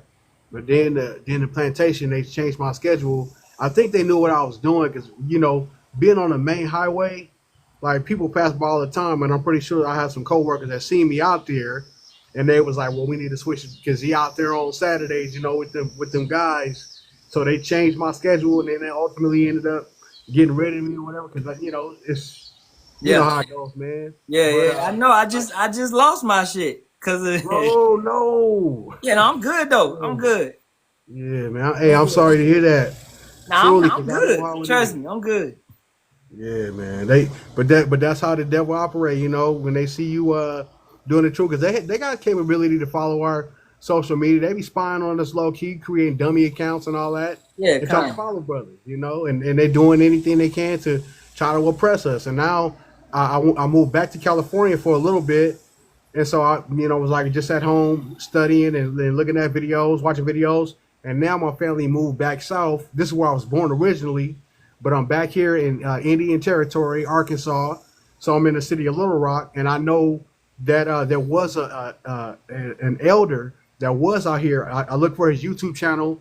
I went back to my page and I couldn't find it. I guess he stopped doing videos or switched channels. But I do hear that there's a closer camp, which is in Memphis. So I got to get my transportation together, man. And yeah, no excuses. I'm still trying to put up videos and still, learning and stuff like that, and doing what I can at this point in the spirit. So man, Yeah, it's a GMS Memphis, most definitely. yeah. So So I do need somebody to go out there with, and you know, sharpen my sword, man. So I'm looking forward to doing that. So yeah, man. It's difficult, like when you by yourself and you not really be able to bounce the scriptures off, precepts off each other, and go back and forth like that. And I'm trying to deal with my own, some of my own kinfolk, that's still going to these churches out here. And I'm like, man, trying to, tell them the truth, and then they just outright like, nah, that's them Israelite brothers, they that worshipers. I was like, man, look, that's not the truth, man. They really coming with the scripture. They yeah. 100% of it is true. That's what hey, you was there today. I was going in on that Yeah, account. you was going in, bro. I was like, Yeah, whoa. kind. It was powerful for sure, man. Call hard, Yahawah Bahasham Yahawashi, man, for that. Because, yeah, that judgment is real, man. Jacob's trouble is real, man. People don't see it. Yep, yep. Woo. Yep. Powerful stuff, man, today. Like, spirit is on that, brother. May you continue in the spirit and power Yahawah Bahasham Yahawashi, man, keep bringing out this truth, man. But hey, Yep. also, man, just watch the elders, bro. You know, Mm-hmm. man, shoot, every time Elder Apostle Gabar go live on Tuesday, be there. Watch the whole thing. Watch it. You know. Is it still elders in transit? Because I think I follow him from my YouTube page, but he might have changed it. The live one is Apostles Live on the Tuesday. Okay. I got it all. Hold on, let me pull it up. Cause I got them all the ones I be watching. Yeah. I try to follow as many as I can on here and on YouTube as well. Definitely need Apostle Tahar's one. Yeah, I so know I this is follow Apostle around a Charles lot. Owen, but this is the one he Yeah. be posting on right now. What is the Okay. 6.6 Mark II GMS Truth? Yeah, I had the old one. I was like, at least stop posting it. But I know brothers and elders that switch channels. I follow that one. This Yep. is Elder Apostle Gabar, right? Yep. Elder Apostle Ricard, Okay. and then Elder Apostle Ramlab, Yeah, I follow around a lot too. Yeah. Yeah, very edifying, man. And then this is Apostles Live GMS 34th. That's every Saturday, Okay. right? And then, well, actually, that's every Saturday. Ministry. Yeah. This is I believe this is the Tuesday one, going live every Tuesday. Yeah, this is the Tuesday, right? All right. Man, I got a screenshot for sure. Yeah. Appreciate that. But yeah, this pinned at the top of my page. Okay. Check it out. The water. And then this is every Saturday, GMS Apostles Street Ministry, Okay. right? Get that one. And then this is my elder out here, Elder Muwatazak, the head of GMS LA. Right. And then that's the brother Amawan out there in New York. Just some personal pages I watch, brothers I watch. I like their spirit. Yep. Right? Of course, GMS South Carolina. Yeah. My homeland, South Carolina. So Hey, some of my people from there. for real? Hmm. Okay. Yeah. You Judah or you Gad? Because we be Judah or Gad out there. My mom's mom. It's crazy because my mom's mom, my granny, her mom was Choctaw. Yeah. But it happened to be, it's an unfortunate situation. But she's a Gadite, And so when I was like, I think like 13, we was at a family reunion. Her birthday is on the 4th of July, so we had a family reunion that year. And I asked her about her hair. I was like, Granny, why your hair like that? It was like curly, but it was like kind of straight, Yeah. She was like, I'm an Indian. She's like, I'm Choctaw. She said Choctaw though. She didn't say Choctaw. Yeah. She said basically like they changed the order of everything, but she said, she's Native American. And I was like, well, shoot, if you're Native American, what that mean? I'm Native American too. So, that's when I started looking into things at that point, And I was like, well, shoot, if she's Indian and she look like that, then I mean, what are the rest of us, And you can see those features in all my aunties, my uncles. They always had, long hair, certain characteristics about themselves. They always, like I say, they go to church and stuff like that, and they believe on the Lord, but they hadn't heard this truth the way that Great Millstone is giving it right now. Yeah, so it's different, So to try to tell them, okay, well, the Lord's name is really this, and, it's kind of difficult to get them to, because they older and they set in their way. So, I'm like, man, and I'm like, and I really want them to know, because they important to me. They was telling me when I was younger, we in the last days, and they would scare me. They would talk about Revelations and, and I'm like, dang. I feel it. I would just say pray on it, because, one, what is it? 2 out of a city, 1 out of a family, basically. So, we got to understand, realizing that he ain't going to take everybody, So I understand that as well. I had to really deal with that, but coming to grasp with it, So it'd be like, yo, your favorite cousin Ray Ray or whatever, he not coming. He might not come. He ain't coming, right? But understanding this truth is that, hey, you be of that, of that lot, you going to have the ability to bring them back through regeneration, reincarnation, reproduction in the kingdom. So you probably will bring your great-great-grandmother back, your great-grandfather back, et cetera, et cetera. Yeah, con. So that'll be it, man. Yeah. All right, another couple other pages. This is Remnant Say 144, Elder Yasharahla down there in Dallas. Okay. Beautiful breakdowns by the elder. All right. This is GMS New Moons and High Holy Days. Oh I yeah. always check this before I post any Shabbos or anything like that, right? Yeah. Yeah. And then another elder out here, Elder Micah Allah, great breakdowns by this brother. All right. Right? And then that's the elder up there in New York that be with the elders. He always be with Elder Gabar. Okay. Right? And that's just a couple pages to All check right. out, man. I appreciate it. Definitely. All Uh, right. All right. I'm gonna let you go, brother. Shalawam. Shalawam, beloved. Bahasham, Yasharahla.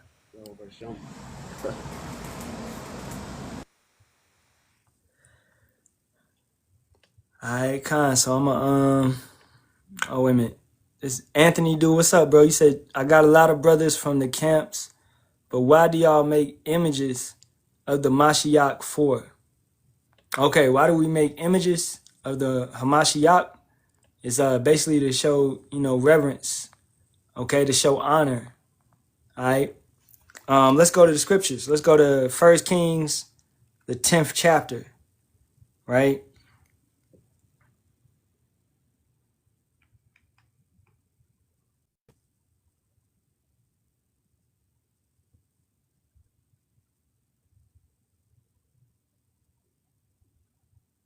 Okay, I'll start at verse 18. Moreover, the king made a great throne of ivory and overlaid it with the best gold. The throne had 6 steps, and the top of the throne was round behind, and there were stays on either side on the place of the seat, and 2 lions stood beside the stays, and 12 lions stood there on the one side, and on the other upon the 6 steps. There were not like the like made in any kingdom. And all King Solomon's drinking vessels were of gold, and all the vessels of the house of the forest of Lebanon were of pure gold, none were of silver. It was nothing accounted of in the days of Solomon. For the king had at sea a navy of Tharshish with the navy of Haram. These are Hamites. And Tharshish would be Japhites. The real Spaniards.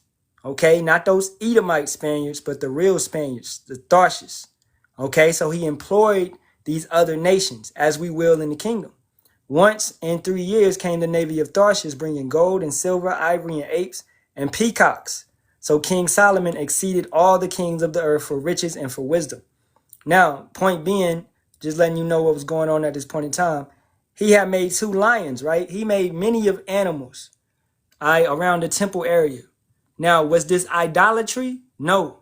Did he bow down and worship those images? No. Okay, understanding this, brother? So, to make an image is not idolatry. Like you have an image of a chariot, brother, right? In your profile picture. I would ask you the same question. Why do you have an image of a chariot? It's to, exactly as the brother said, we use the image to reveal the truth and bring down the lies spread by Esau. So, by giving you a picture of the Hamashiach, being a so-called, black man, so-called Negro, is fighting the lies spread by the devil. Because when brothers say that, I would ask them, why you ain't never go to the white church and ask them why they got an image of a white man when the scriptures literally says that he's not that color. So you got to go check these individuals with these images. These are false images, according to 1 Maccabees 3 and 48. They opened the book and painted their images, their likeness in the book of the law. So they took our history and painted pictures during the Renaissance, iconoclasm, whitewashing, to lead our people astray and got our people worshiping a white devil, man, at the end of the day. Okay? So yeah, good point. You said good point. Hey, so we're not going off by having images of Yahawashi or Yahawah. We're just revealing, we're showing people, hey, this is a depiction of the king, right? This is a depiction. We have depictions on our garments, right? Brothers may have chariots on their garments, lions on their garments, etc., etc. We depict, we show. You will never see a brother bowing down and work. Like I got a menorah right here. Okay? I got a ram's horn right there. I got the 12 tribes chart. Am I bowing down and worshiping any of this? I got stones right here. Am I bowing down and worshiping this amethyst? No. right? So you can have these things and not worship them. It's not committing idolatry, all right? And I feel like the brother understands that. But for anybody that's being over righteous in a sense and being like, you shouldn't have no picture, well, I want you to delete every single picture of yourself out of your phone if you think that way, because that's idolatry. Taking a picture is idolatry then, if you think of that way, right? You have to start asking yourself these type of questions, right? So you be of the world, but you don't abuse the world. You use the world, but you don't abuse the world. We don't worship the creations. We worship the creator. I'm not worshiping the picture up here. I'm worshiping Yahawah, Bahasham, Yahawashi. All right? When I call on him, when I pray to him, I'm worshiping him. I'm not sitting here looking at that picture and worshiping the picture. That's not what I do. And that's not what any of us brothers up in here do. Okay? What is this individual talking about? Thomas. You said Jesus broke down ethnic barriers, social barriers, cultural barriers, religious barriers. Oh, read Matthew 1 and 21 for me, dude. Let's go get it. This is Matthew 1 and 21. All right? And she shall bring forth a son, and thou shalt call his name Yahawashi, for he shall save his people. Do you know what his mean? All right? From their sins. That means ownership. That's his. He owns them. That's his people. Now, who is his people? What's his nation? Let's go to Hebrews 7 and 14. For it is evident that our master sprang out of Judah, of which tribe Moses spake nothing concerning priesthood. So he came out of the lineage of King David, from the line of Judah. All right. Like Tazawan coming up. Shalawam. Shalawam, my Barak, Ahtham, Kayal, Zaquan. Shalawam. What's good? You got to echo I this. just want to, I got to turn off the Bluetooth.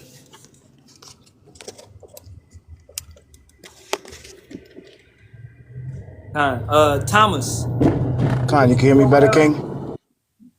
Yeah, I can. Khan, I was about to suggest a classic precept, Matthew 15:24. Quite sure you're gonna bring that out. You brought out Hebrews 7:14. I get it. And his brother, man, come on, man. We don't disrespect our king by calling him any other name than Yahawashi, not Yeshua or Yahusha or any of those other names, man. We go by the Paleo-Hebrew text, the Lashon Kadash, which means the holy tongue or set-apart tongue, which is Yahawashi. Most definitely. We don't go by any other name than that. To say any other name than that would show him a great disrespect. We're not going to do that to our king. Especially now in the 11th hour, and all of the prophecies taking place around the earth and the trumpet sounding. It's just you proud Christians, man. You know, y'all just get it. Y'all call him on any other name other than his true name. And for years, we've been telling y'all what his name is and what it means. But y'all so proud and stiff-necked, thick-headed. Even when we tell you with contextual accuracy, you still buck up. You don't want to listen. I had to bring that out, King. Just right. You got it. You know, hey, wise words, man. This is Matthew 15 and 24. But he answered and said, I am not sent but unto the lost sheep of the house of Israel. So that's who he came for. The lost sheep of the house of Israel.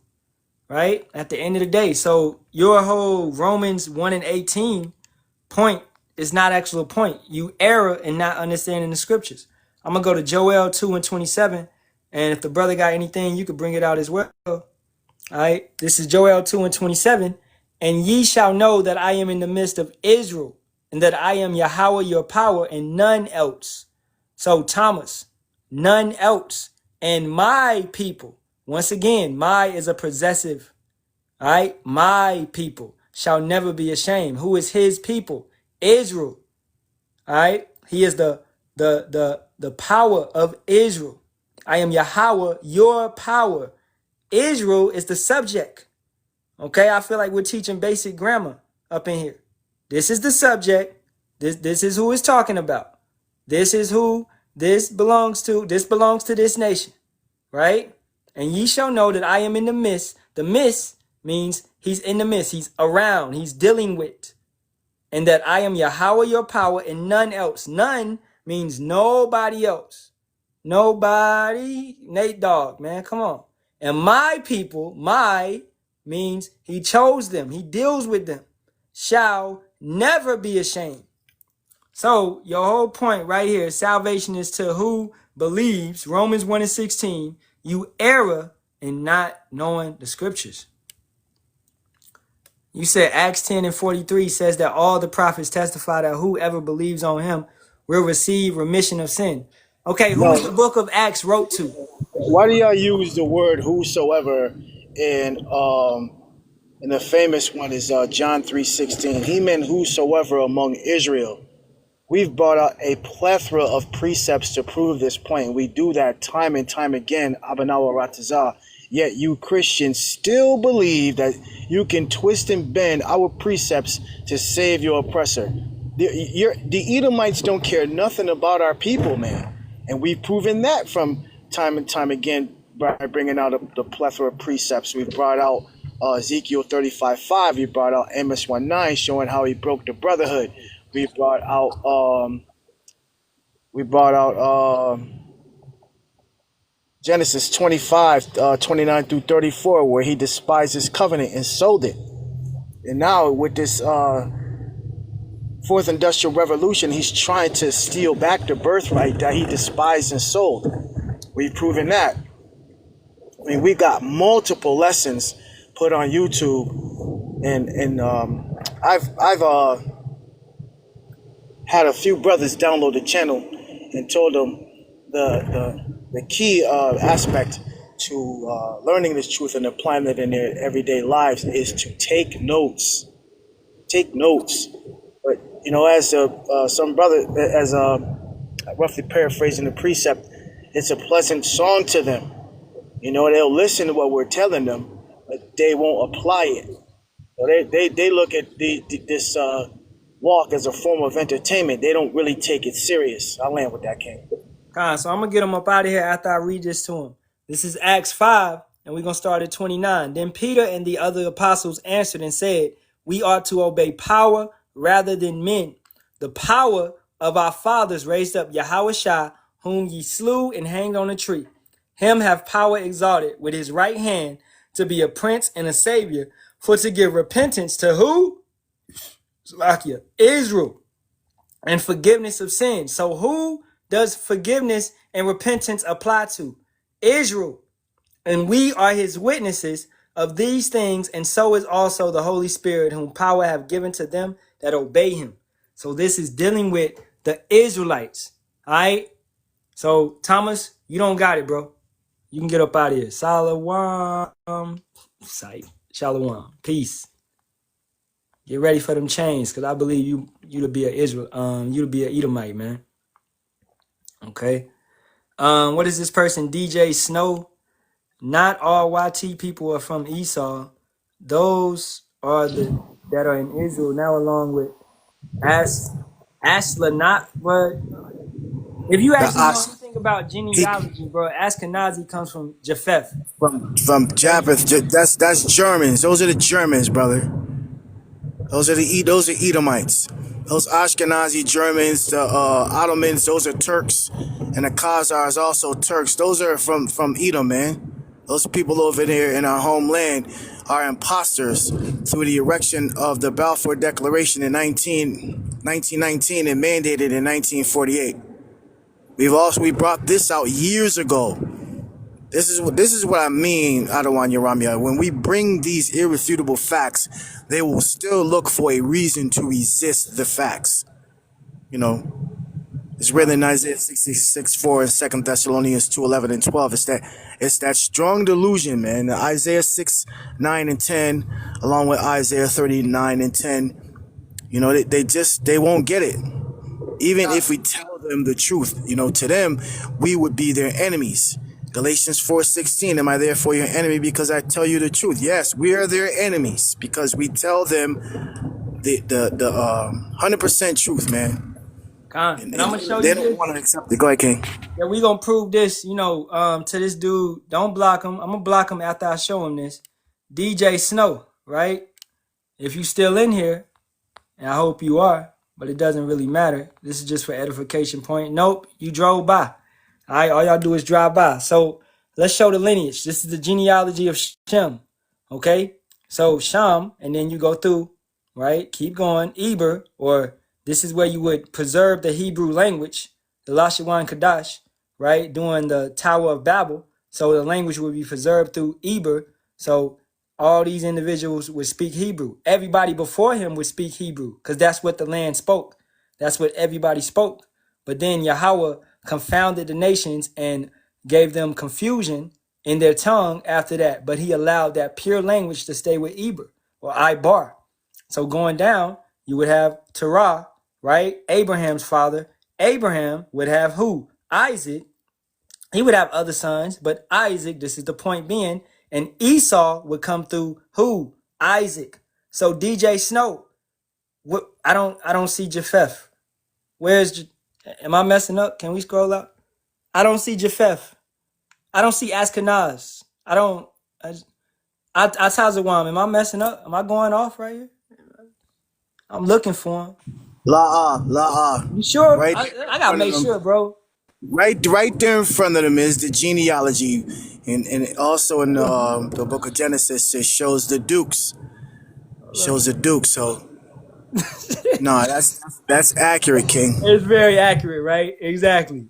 Esau, Con. Edomites, Jacob, Israelites. Point blank, period. No, going back to Sham, not Japheth. So how is the Edomites Japhetic? Y'all have been debunked. Get up out of here. You got it, huh? Yeah, they want Edom to be anybody else other than who he really is. That's a problem also with the Edomites. Now that we've reclaimed our heritage, our main adversary wants to be everyone other than himself to hide from the judgment that awaits them. And there's no going against the grain. There's no way they can stop this truth from coming out. There's no way they can suppress it or change it after the billions and billions of dollars they spent trying to suppress this knowledge from us. It's too late, man. We've reclaimed our heritage, and there's nothing they can do to stop the prophecies, King. I'm out driving right now. I would bring my sword out, but I don't want to go into the scriptures and butcher any of them. So I'm Nah, you good. All right, what's just good? supporting the live. Tasa Lake. What's good, man? Shalawam. What's going on, man? I'm You got like, a wait, question or something? who's saying Esau? Who's Esau? Esau is the so-called YT man. Who's Esau? I just said it. He's the so-called YT man.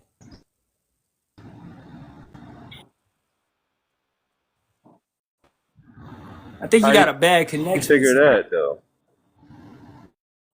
It's because of the scriptures, bro.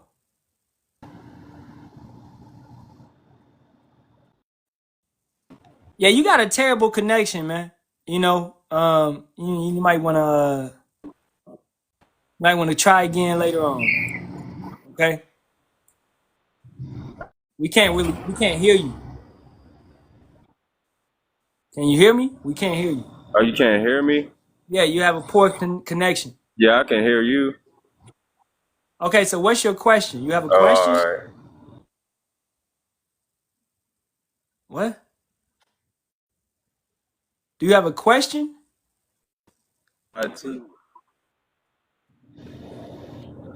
You can't hear me? Do you have a question? Con, we You can hear said you you. can't hear. Yeah, we Yeah, I can got hear a you. question. I want to know how you came up with the concept that Esau is a YT. Well, he's not really white. that's a social construct that they came up with in 1691. Esau is really red, and he became that way because of what Cain did to Abel. Esau is a reincarnation of Cain because of his wickedness. Basically, a vessel of dishonor, written in Romans 9:20 and 21.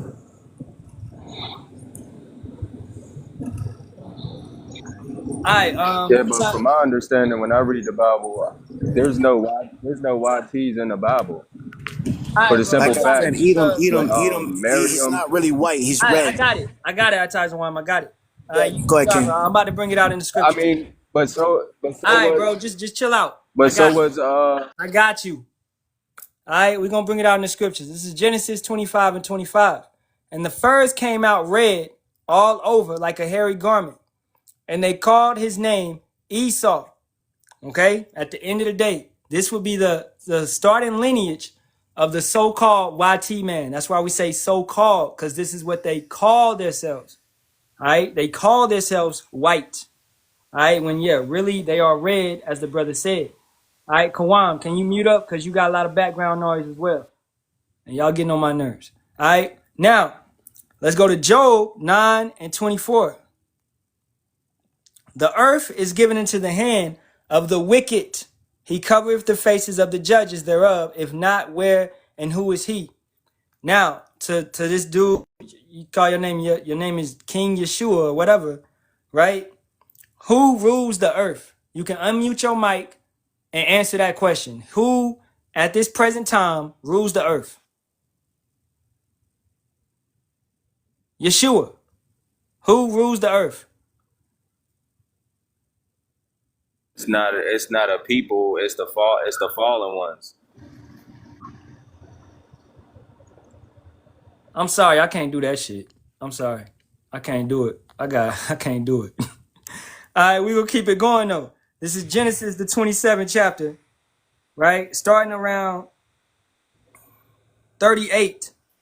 And Esau said unto his father, hast thou but one blessing, my father? Bless me, even me also, O my father. And Esau lifted up his voice and wept. So Esau wanted this blessing that Jacob got. And Isaac, his father, answered and said unto him, behold, thy dwelling shall be the fatness of the earth and of the dew of heaven from above, and by thy sword shalt thou live, and shalt serve thy brother.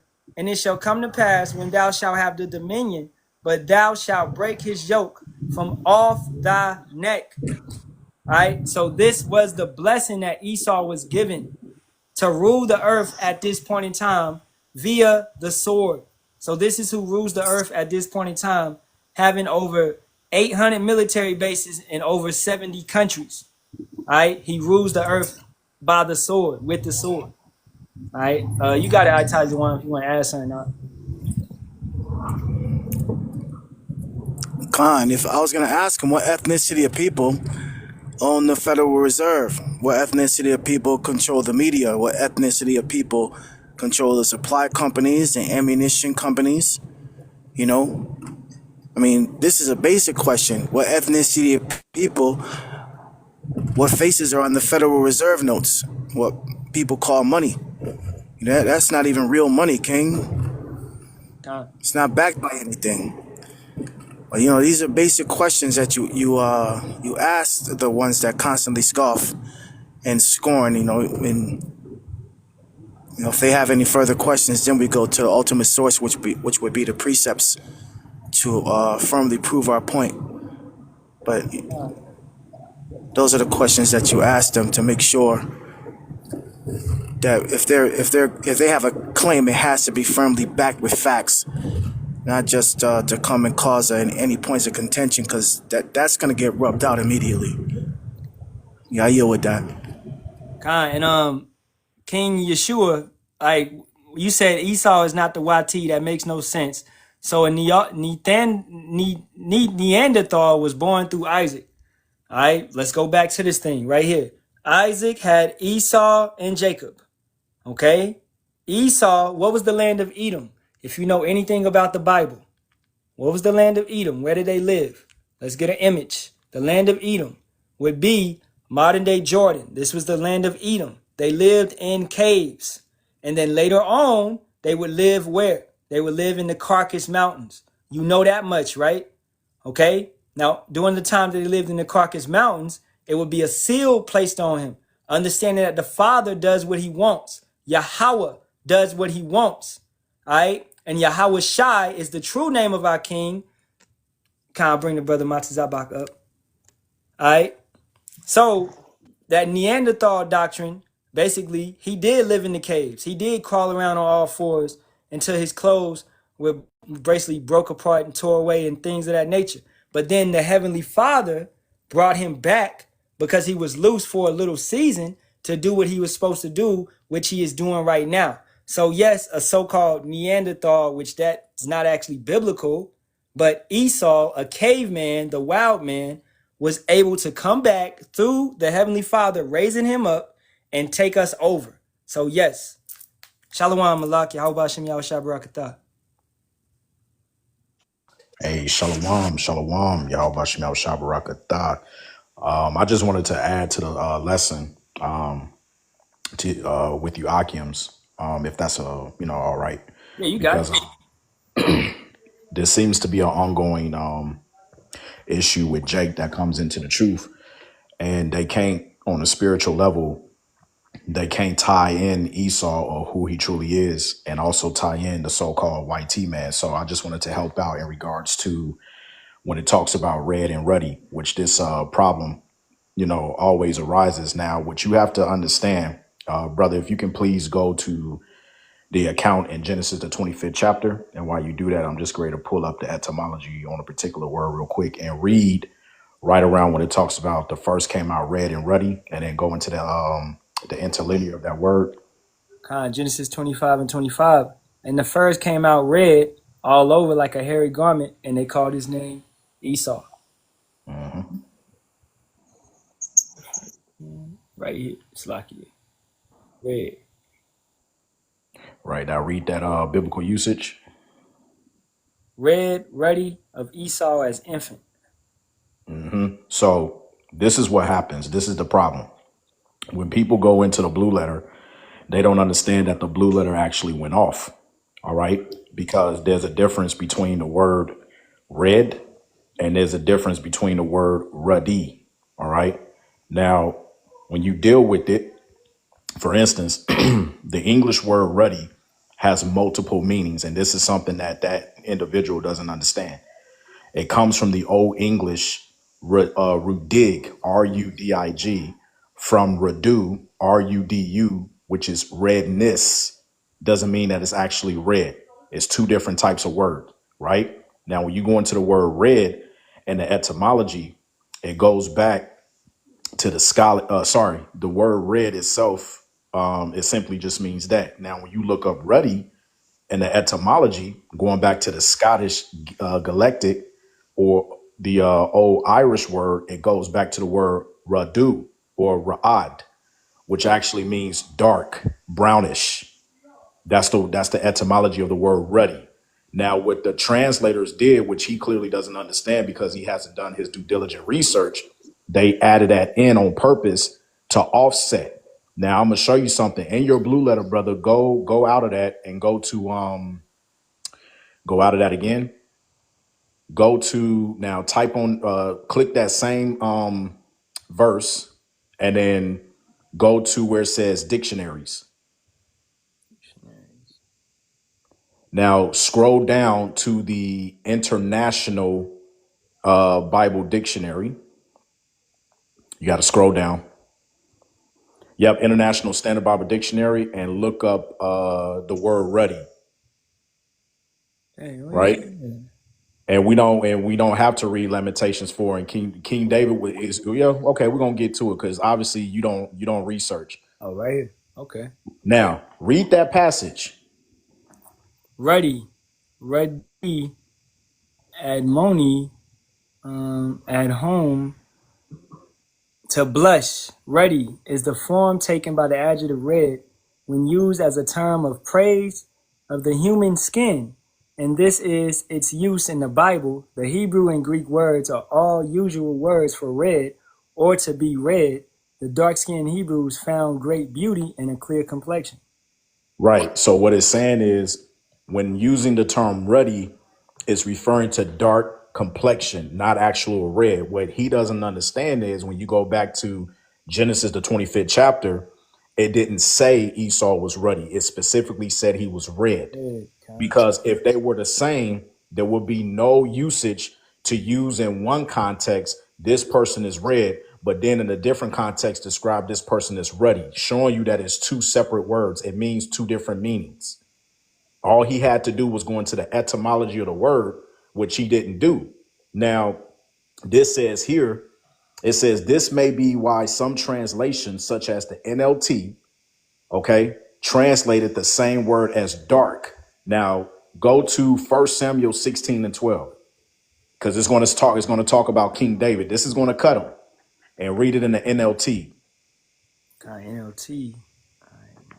NLT. This is 1 Samuel 16 and 12. So Jesse sent for him. He was dark and handsome. Wait, he was what? He was what? He was dark and handsome. Now go back to the KJV. KJV. And he sent and brought him in. Now he was ruddy and withal of a beautiful countenance. Now, when they did the translation, you don't think the scholars knew the etymology behind the word ruddy? Because we just read it. It goes back to the Scottish etymology, ra'ah, which means dark, not red. That's the difference. They spotted that and said, "Oh, you might have something here." That's right. That's right. This is why we here at Great Millstone, we go deep into the scriptures. We study, we look up words, which is something he clearly doesn't do. Right? It says, let me continue to read this. It says Ancient and Modern Britons, Volume 2 by David, McCritchie, page 377, states, again, it was noticed that the adjective ru'ad, or as we pronounce in English, ruddy or red, signifies both black or tawny, brownish yellow, where the word tan comes from, and red or ruddy in the Western Highlines. So when the word ruddy also is mentioned, it actually means dark brown to light brown, yellowish color. That was one of its original meanings in Old English. You see? But when the word red is used, it is a separate definition that has nothing to do with the word ruddy. I'm going to read it again. But when the word red is introduced, it is a separate meaning from the word ruddy. So when we go back to Genesis, the 25th chapter, the reason why Jacob was not given a breakdown on how he looked is because back then, all of the Hebrews were of different shades of hue. That's why when Esau's description was pretty much given, he was called Yasharahla in the Hebrew, which means wasted away is he. He didn't have any pigmentation. That's what it actually means. Okay, the word Esau goes back to the Hebrew word Yasharahla, which means wasted away is he. You see, Jeremiah 14, 1 and 2 support your claim. There you go. All right. So that cuts this whole nonsense about we'll read this. No, we don't need to read anything because we've already done our due diligent research. We already been we're well studied. We're learned men up here from the apostles and elders on down. The reason why you can't see it, somebody get Ecclesiasticus chapter 39 and verse 24, I believe it is. Okay. 1 second. Ecclesiasticus. I think it's 39. 39 verse 4. 24. Oh, 24. And it reads, and his ways are plain unto the holy, so are they stumbling blocks unto the wicked. And that's all it is. Nothing else needs to be sung. It's a stumbling block unto you because you ain't right in the spirit to see it. The Lord didn't choose you to open your understanding to understand something that's so simple and basic as the root etymologies of the words red and ruddy. All you had to do was go into the etymology of the words and go into the history of the translations and the scholars as to why they tripped it up by putting the word red symbolizing ruddy, which when you break the words down is two different meanings. We just showed you in 1 Samuel, the 16th chapter, that the word ruddy was transcribed to dark. So if King David and Esau were the same complexion, it would have been no reason to put the word red in Genesis, the 25th chapter. They should have just left it ruddy. That's what he's not understanding. It's not clicking because it's not given unto him to understand. So we're going to move past you, brother. We don't owe you. We damn sure don't know you. We don't give a damn about you. Okay. So you can go kick rocks and skip down the yellow brick road. That's all I have to say. Shalawam. Get them to the streets, y'all. Send them to the streets. Who gonna block them first? They keep caping for Esau, man. You know, they fail to understand that Yahawah is using him to set us straight, man. Jacob's troubles is intensifying, you know, and they just don't see it, man. You know, all they see is this. They think that this place, these times, these draconian and admiralty laws are going to remain here forever. This is the way things is always going to be. No, that's not what our Father and our Messiah said, man. That's not in the prophecies. And that's what we're under the Spirit now. The time for debating is over, man. It's over. We're in the 11th hour. It's time for us to get ourselves spiritually groomed and well girded. So when our Messiah does come back, we hear the words, well done, humble and faithful servant. I never knew you. Hey, Kawam, you ain't have to block him, man. You know, we could have edified him off that days of Noah. He said salvation is for all nations. So if that was the case, explain Revelation 2 and 26. How can explain Deuteronomy 28:64, how we were scattered to all four corners of the earth. Explain Numbers 1:18, you are who your father is. Yep. Yeah. Explain. And they got the nerve to call us cherry pickers. These scoffers never quit, man. They try to create entire doctrines out of one precept instead of actually reading that's written in Isaiah 34:16. You know, they're not going to read. They're just going to say, oh, well, this is what this precept says. No, you don't understand what that precept actually means. You don't take the time to find out the meaning, as a brother just brought out. No, you just read it verbatim without reading into it and getting the full understanding of it. But this is how we expose the scoffers. You know, I use the term scoffologist and scornographer. You know, we just go to 2 Peter 3:3, and that's what our Father thinks about scoffers. But you were already in your lot, those scoffers and scorners, those spirits that were in their past lives who did those things are here now. You know, and I don't want to desire where that remnant that was left during all of those days. Our people were rebellious, hating on Yahawashi and the prophets. Hopefully we're that remnant that's sounding the trumpet today. All right, Khan, man. Any more questions in the comment board? You know what I'm saying? Pertaining to anything while we up here. I got about, 30 more minutes, in me. All right, cool. Anthony, you've been pretty cool, so you can ask a question. Go ahead, bro.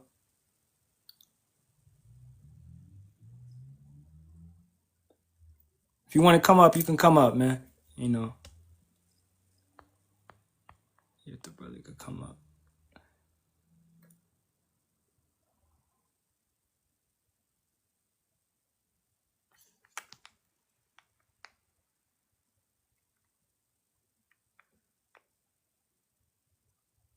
And okay, this other guy, Anthony Hammonds, you said Colossians 3:11. You want to know something on that?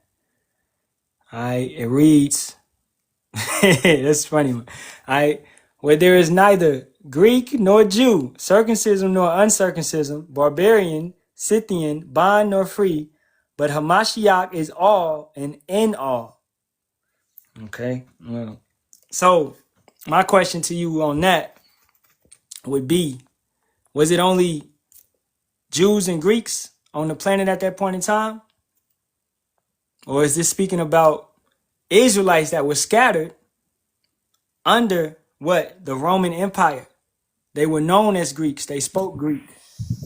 Okay? So it's not just speaking about, because everybody wasn't a Greek. It's talking about Israelites that were moving in the vibration of Greeks, Gentiles, right? You got something, Atazuan?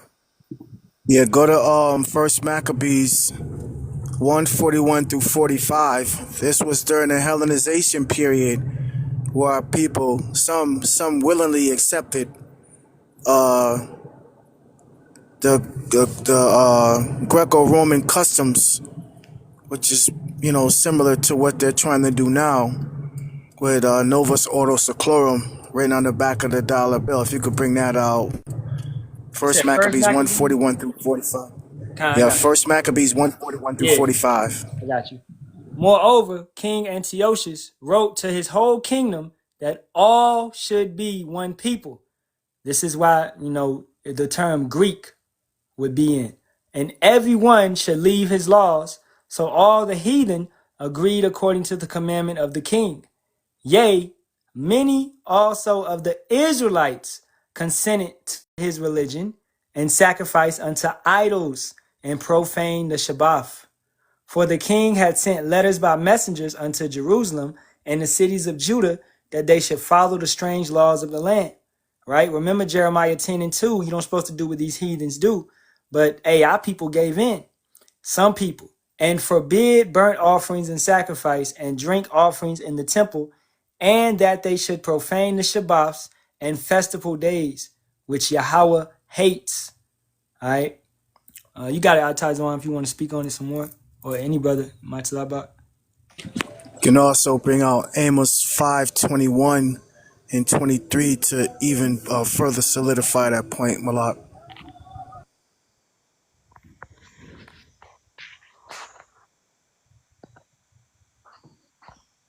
Khan, Amos 5 and 21 to 23. I despise your feast days, and I will not smell in your solemn assemblies. Yahawah Bahasham Yahawashi ain't with you in that Christmas. He's not there with you in Halloween. He's not there with you in Thanksgiving. Okay? Where is he with? He's with us when we do the Pesach, the Shabbat, Feast of Tabernacles, right? That's when he's with us.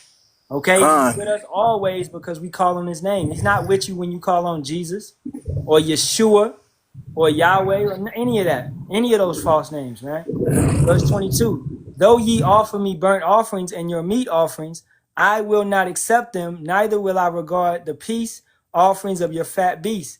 Take thou away from me the noise of thy songs, you Kurt Franklins, you Fred Hammonds, you close the doors, Marvin, these guys. All right? For I will not hear the melody of thy vows. Go ahead, Ak. Yeah, so you will have to ask the question based on that precept in Colossians. And after the brother gave the history in the Maccabees, that's how the Israelites became Hellenized. They became Greeks. So Paul was specifically chosen out of the rest of the 12 apostles to be risen up because he was a Pharisee. He understood the law. So Yahawashi said, look, I'm going to choose you according to Acts the 26th chapter. And can you bring that out real quick? Acts 26, and I think it's around the 14th verse. Get straight to the point when he he was giving the account to Agrippa, when he says, Saul, Saul, why persecutest thou me? Con.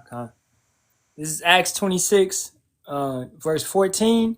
And when we were all fallen to the earth, I heard a voice speaking unto me and saying in the Hebrew tongue, Saul, Saul, why persecutest thou me?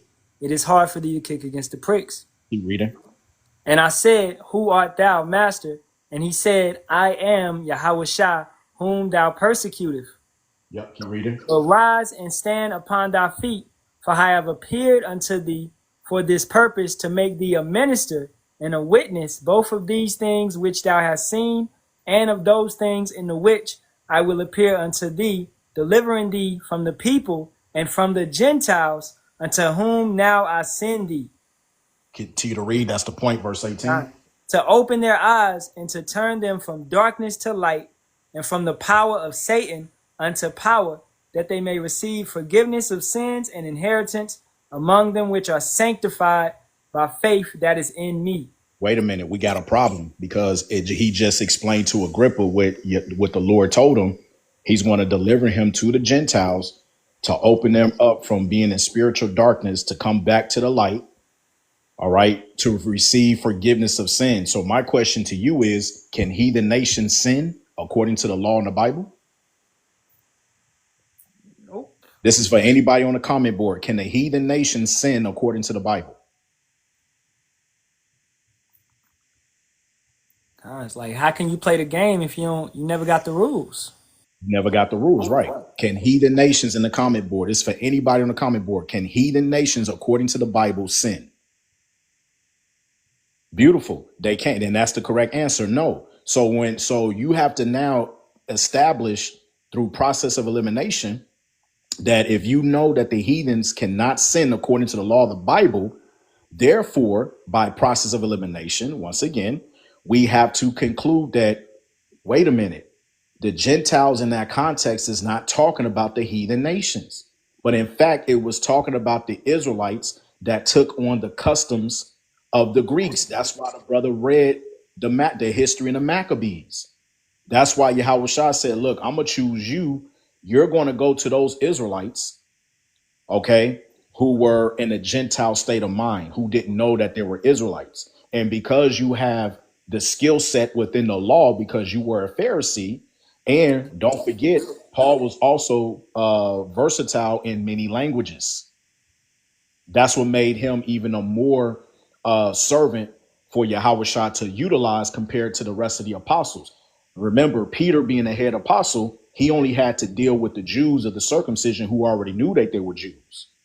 So you still had Israelites that were scattered amongst them, all right, a bigger portion who didn't know that they were Israelites. That was the whole prophecy mentioned in Deuteronomy, the 32nd chapter, when Moses told them, look, in the future, you're going to become jealous because due to your separation, both northern and southern kingdom, the Lord is going to use all of those Israelites in the future who separated from the commonwealth of Israel because they took on the inheritance and the customs of the other heathen nations. And he's going to give them repentance of faith to come back. And that's going, in retrospect, that's going to make you jealous. That's what the book of Romans from the 9th chapter to the 11th chapter is all about. The jealousy of the circumcision, being jealous to the uncircumcision.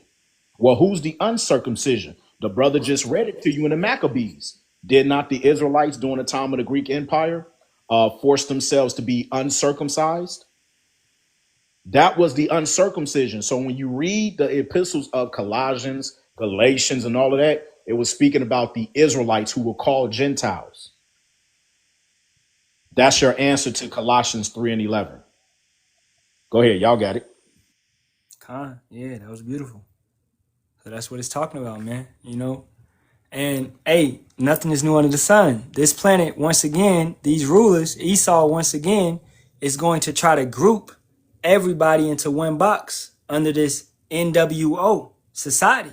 So they're going to want everybody to be aligned under a certain image, meaning the ways, the likeness, and how they're going to align you with that MOTB, that C-hip, all right, that Neuralink. They're going to want you to take it and be called whatever they're going to call you in this new world order, man. I don't know, whatever they're going to call you, a citizen of the world, a central citizen, or whatever.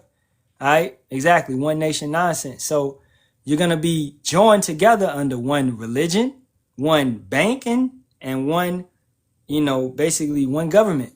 That's what's coming. That's the same thing that the Greeks did. That's the same thing that the Romans did, right? So nothing is new under the sun. All right, so that's what's coming to take place, man. And hey, going against that, the option will be unaliving unless you got Yahawah, Bahasham, Yahawashi, and even then, some of us may have to go, right? Just like the tower. That's what's being built. You know, that tower is more so, it's digital in that sense, and it's coming down very fast. So that brother who asked about that question in Colossians, do you have the understanding now before we move on to Anthony's question pertaining to Peter in Acts the 10th chapter? I was actually looking for the brother. I think he left. Anthony Hammond.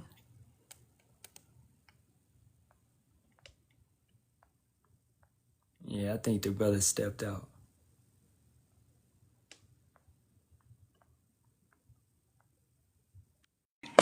Yeah, getting to understanding Salakia, there's a lot of residual 4th of July celebrating going on out here, Kings.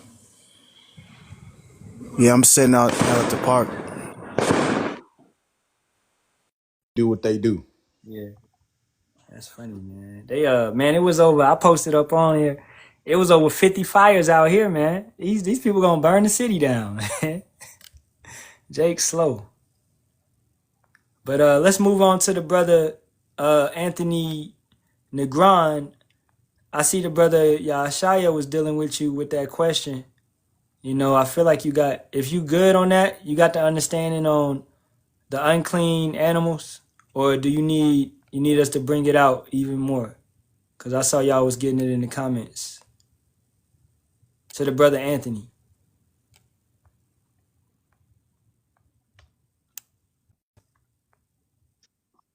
That when the Lord told Peter to kill and eat, really that was symbolic for to teach.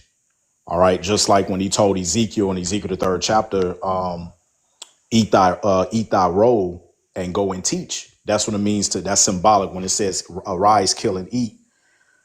Please read the Passion Explained. Okay, yeah, go ahead. We'll break it down for him. All right.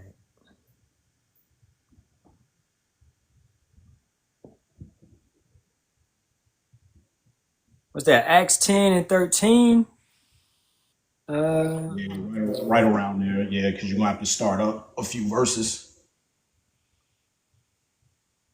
I'll start at 9. On the morrow, as they went on their journey and drew nigh unto the city, Peter went up upon the housetop to pray about the 6th hour. And he became very hungry and would have eaten, but while they made ready, he fell into a trance and saw heaven open.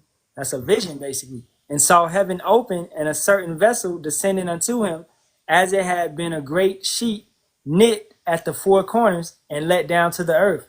Stop right there. So we have to give a little bit of understanding of that. So just like the brother Uramia said, he was in a trance.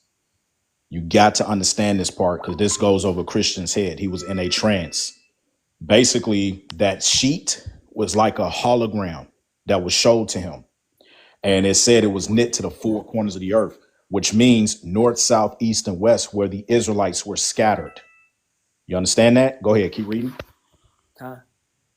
At the 4 corners and let down to the earth, wherein were all manner of 4-footed beasts of the earth, and wild beasts, and creeping things, and fowls of the air. And there came a voice to him, Rise, Peter, kill and eat. There. So now we got to deal with verse 12. The manner of 4-footed beasts of the earth and the wild beasts. Can you please get Ezekiel, I believe it's the 8th chapter around the 12th verse, when he gave Ezekiel the vision of what the Israelites were doing behind closed doors? You can start up. That's it. Verse 2, I think. I started at 10. Yeah, that's it. So I went in and saw, and behold, every form of creeping things and abominable beasts, and all the idols of the house of Israel portrayed upon the wall round about. Right. So he saw the image of creeping things and abominable beasts, which represents the idols, the different gods and stuff, the sacrificing of different animals, unclean beasts that our people were doing. Right. Go ahead. And there stood before them 70 men of the ancients of the house of Israel, and in the midst of them stood Zazaniah, the son of Shaphan, with every man his censer in his hand, and a thick cloud of incense went up. Right. So they gave the wrong incense, because when you go back to the law, the Lord told us to not mingle unfamiliar fire. Right. Don't give an incense to other gods. All right. That's all we need on that. Now you can go back to Acts, where it talks about the creeping things of the beast and stuff. Read that part again. Verse 12. All right, verse 12. Wherein were all manner of four-footed beasts of the earth, and wild beasts, and creeping things, and fowls of the air. So that's the vision, going back to Ezekiel, the 8th chapter. It's talking about Israelites and what they were doing that was abominable in the eyes of the Heavenly Father. Read verse 13. And there came a voice to him, Rise, Peter, kill and eat. Now, this is where the confusion comes in, because Christians were used to say, see, you can eat whatever you want to eat. No, this was symbolic. Go to Ezekiel chapter 3 real quick, Babakasha. Okay. Ezekiel 3. And 1. Okay, and 1. Moreover, he said unto me, Son of man, eat that thou findest, eat this roll, and go speak unto the house of Israel. Continue. So I opened my mouth, and he caused me to eat that roll. And he said unto me, Son of man, cause thy belly to eat, and fill thy bowels with this roll that I give thee. Then did I eat it, and it was in my mouth as honey for sweetness.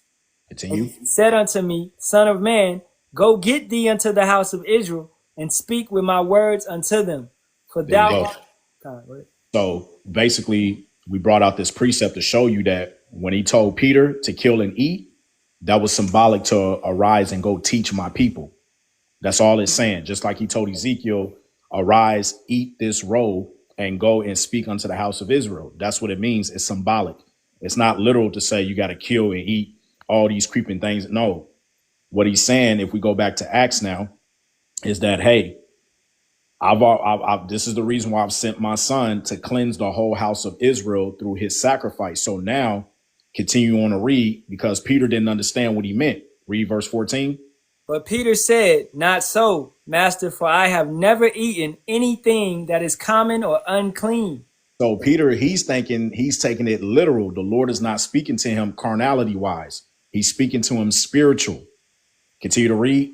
And the voice spake unto him again the second time, What power have cleansed, that call not thou common. This sets the stage for the Israelite foreigners who were called Gentiles. They were now brought back to the fold through Yahawashi's sacrifice. That's why he said, what the Most High have cleansed. How did the Most High cleanse us as a nation? Through his son, Yahawashi, who the world ignorantly calls Jesus the Christ. So he's saying, look, what I have cleansed, don't call thou common, because this was the dispensation between the circumcision and the uncircumcision. Continue to read. This was done thrice, and the vessel was received up again into heaven. Verse 17. Now while Peter doubted in himself what this vision which he had seen should mean, behold, the men which were sent from Cornelius had made inquiry for Simon's house, and stood before the gate, and called and asked whether Simon, which were surnamed Peter, were lodged there. Right. So in other words, notice in verse 17, it says, Peter, he doubted himself what the vision shall mean, showing you that it wasn't literal to mean kill and eat unclean beasts. Because if that had been the case, he would have never doubted himself. He would have understood the saying, showing you that that's not what it was talking about. So now let's just get straight to the point. Drop all the way down to verse 26. Verse 26, and it reads, But Peter took him up, saying, Stand up, I myself also am a man. And as he talked with him, he went in and found many that were come together. And he said unto, now you got it? No, keep going. And he said unto them, Ye know how that it is an unlawful thing for a man that is a Jew to keep company or come unto one of another nation. But power have showed me that I should not call any man common or unclean. Right. Now we got to break this down, because now it just told you it was speaking about people in particular. It wasn't speaking about literal food. This is where Christians don't have the understanding, okay, of Acts the 10th chapter. So now we got to break this down. Go into the word another nation. Okay. What did Peter meant when he said it was unlawful for a Jew to keep company with that of another nation? Because he was speaking to Cornelius. This right here is going to prove to you that Cornelius was an actual Israelite. So Another you have nation. Alophilus, yep, which goes into foreign. Now go into Fule, which is Strong's G 5443. You want me to click it? Yeah, you can click on it. Strong's G 5443. Or you got to go into the actual word, the etymology of the word. Pay close attention to the breakdowns of these precepts. Whoever's in the chat, they're making sure each word that you might have trouble with is looked up in the dictionary so it's used in proper context. God. You can get it up there where it says the root word, and then click on Strong's G 5443. Oh, okay, I got you. The water. Now read that in the outline biblical usage. A tribe in the NT, all the persons descending from one of the 12 sons of the patriarch Jacob, a That's all nation. we need. So it's telling you there, anytime this word comes out, Alophilus or Fule, it's only talking about anybody descended from the 12 tribes, proving that Cornelius was an Israelite, because now it was the time not only for the circumcision to come back to the faith, but also for the Israelites who were called Gentiles. That's why Peter said that it was said unto him that it was unlawful for a Jew to keep company of another nation. Now that we know that definition, another nation means to keep company of another descendant of Jacob who was not a part of the commonwealth. That's really what he was saying. That's the breakdown. So Cornelius indeed was an Israelite. All right. Do you understand that now, Anthony? They'll also go to Romans chapter 11, 17 through 24 and try to misconstrue that as well. But that breakdown was proper. It links perfectly with Romans 11, 17 through 24 about the grafting in.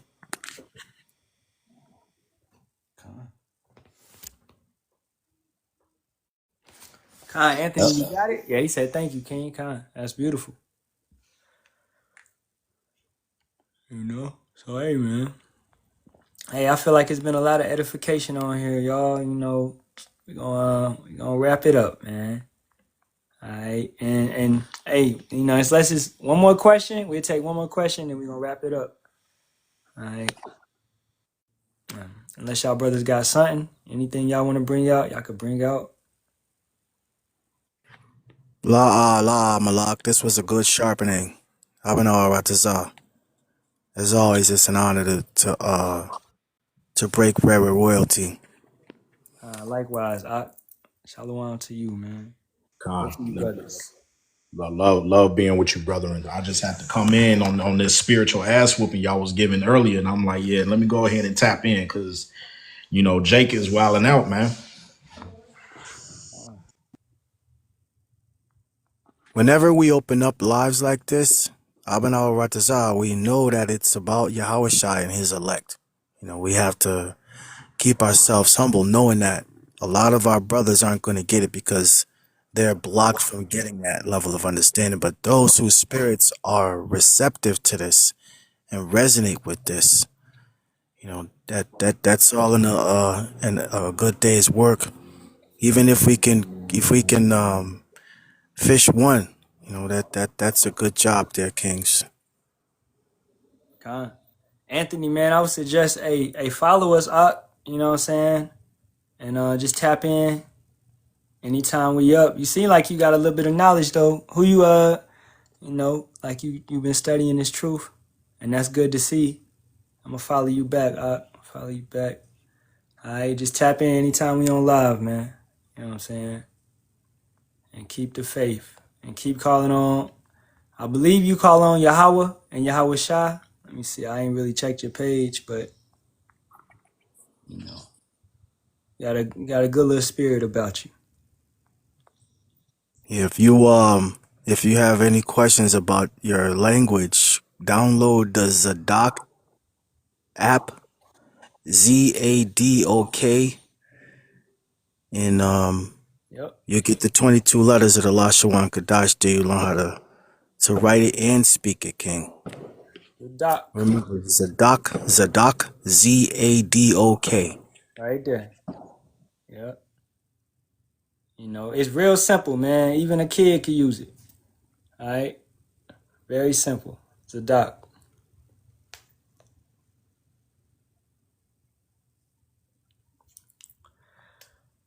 So, hey, any more questions? Going once, going twice? Because, shoot, we've been on here, what, 2 hours, 3 hours? Man, I ain't even know. I'm gonna drop down Malak. So call Halalyam Yahawah Bahasham Yahawashi Bahasham Rakaha Kwadash Shalawam Atazan Shalawam.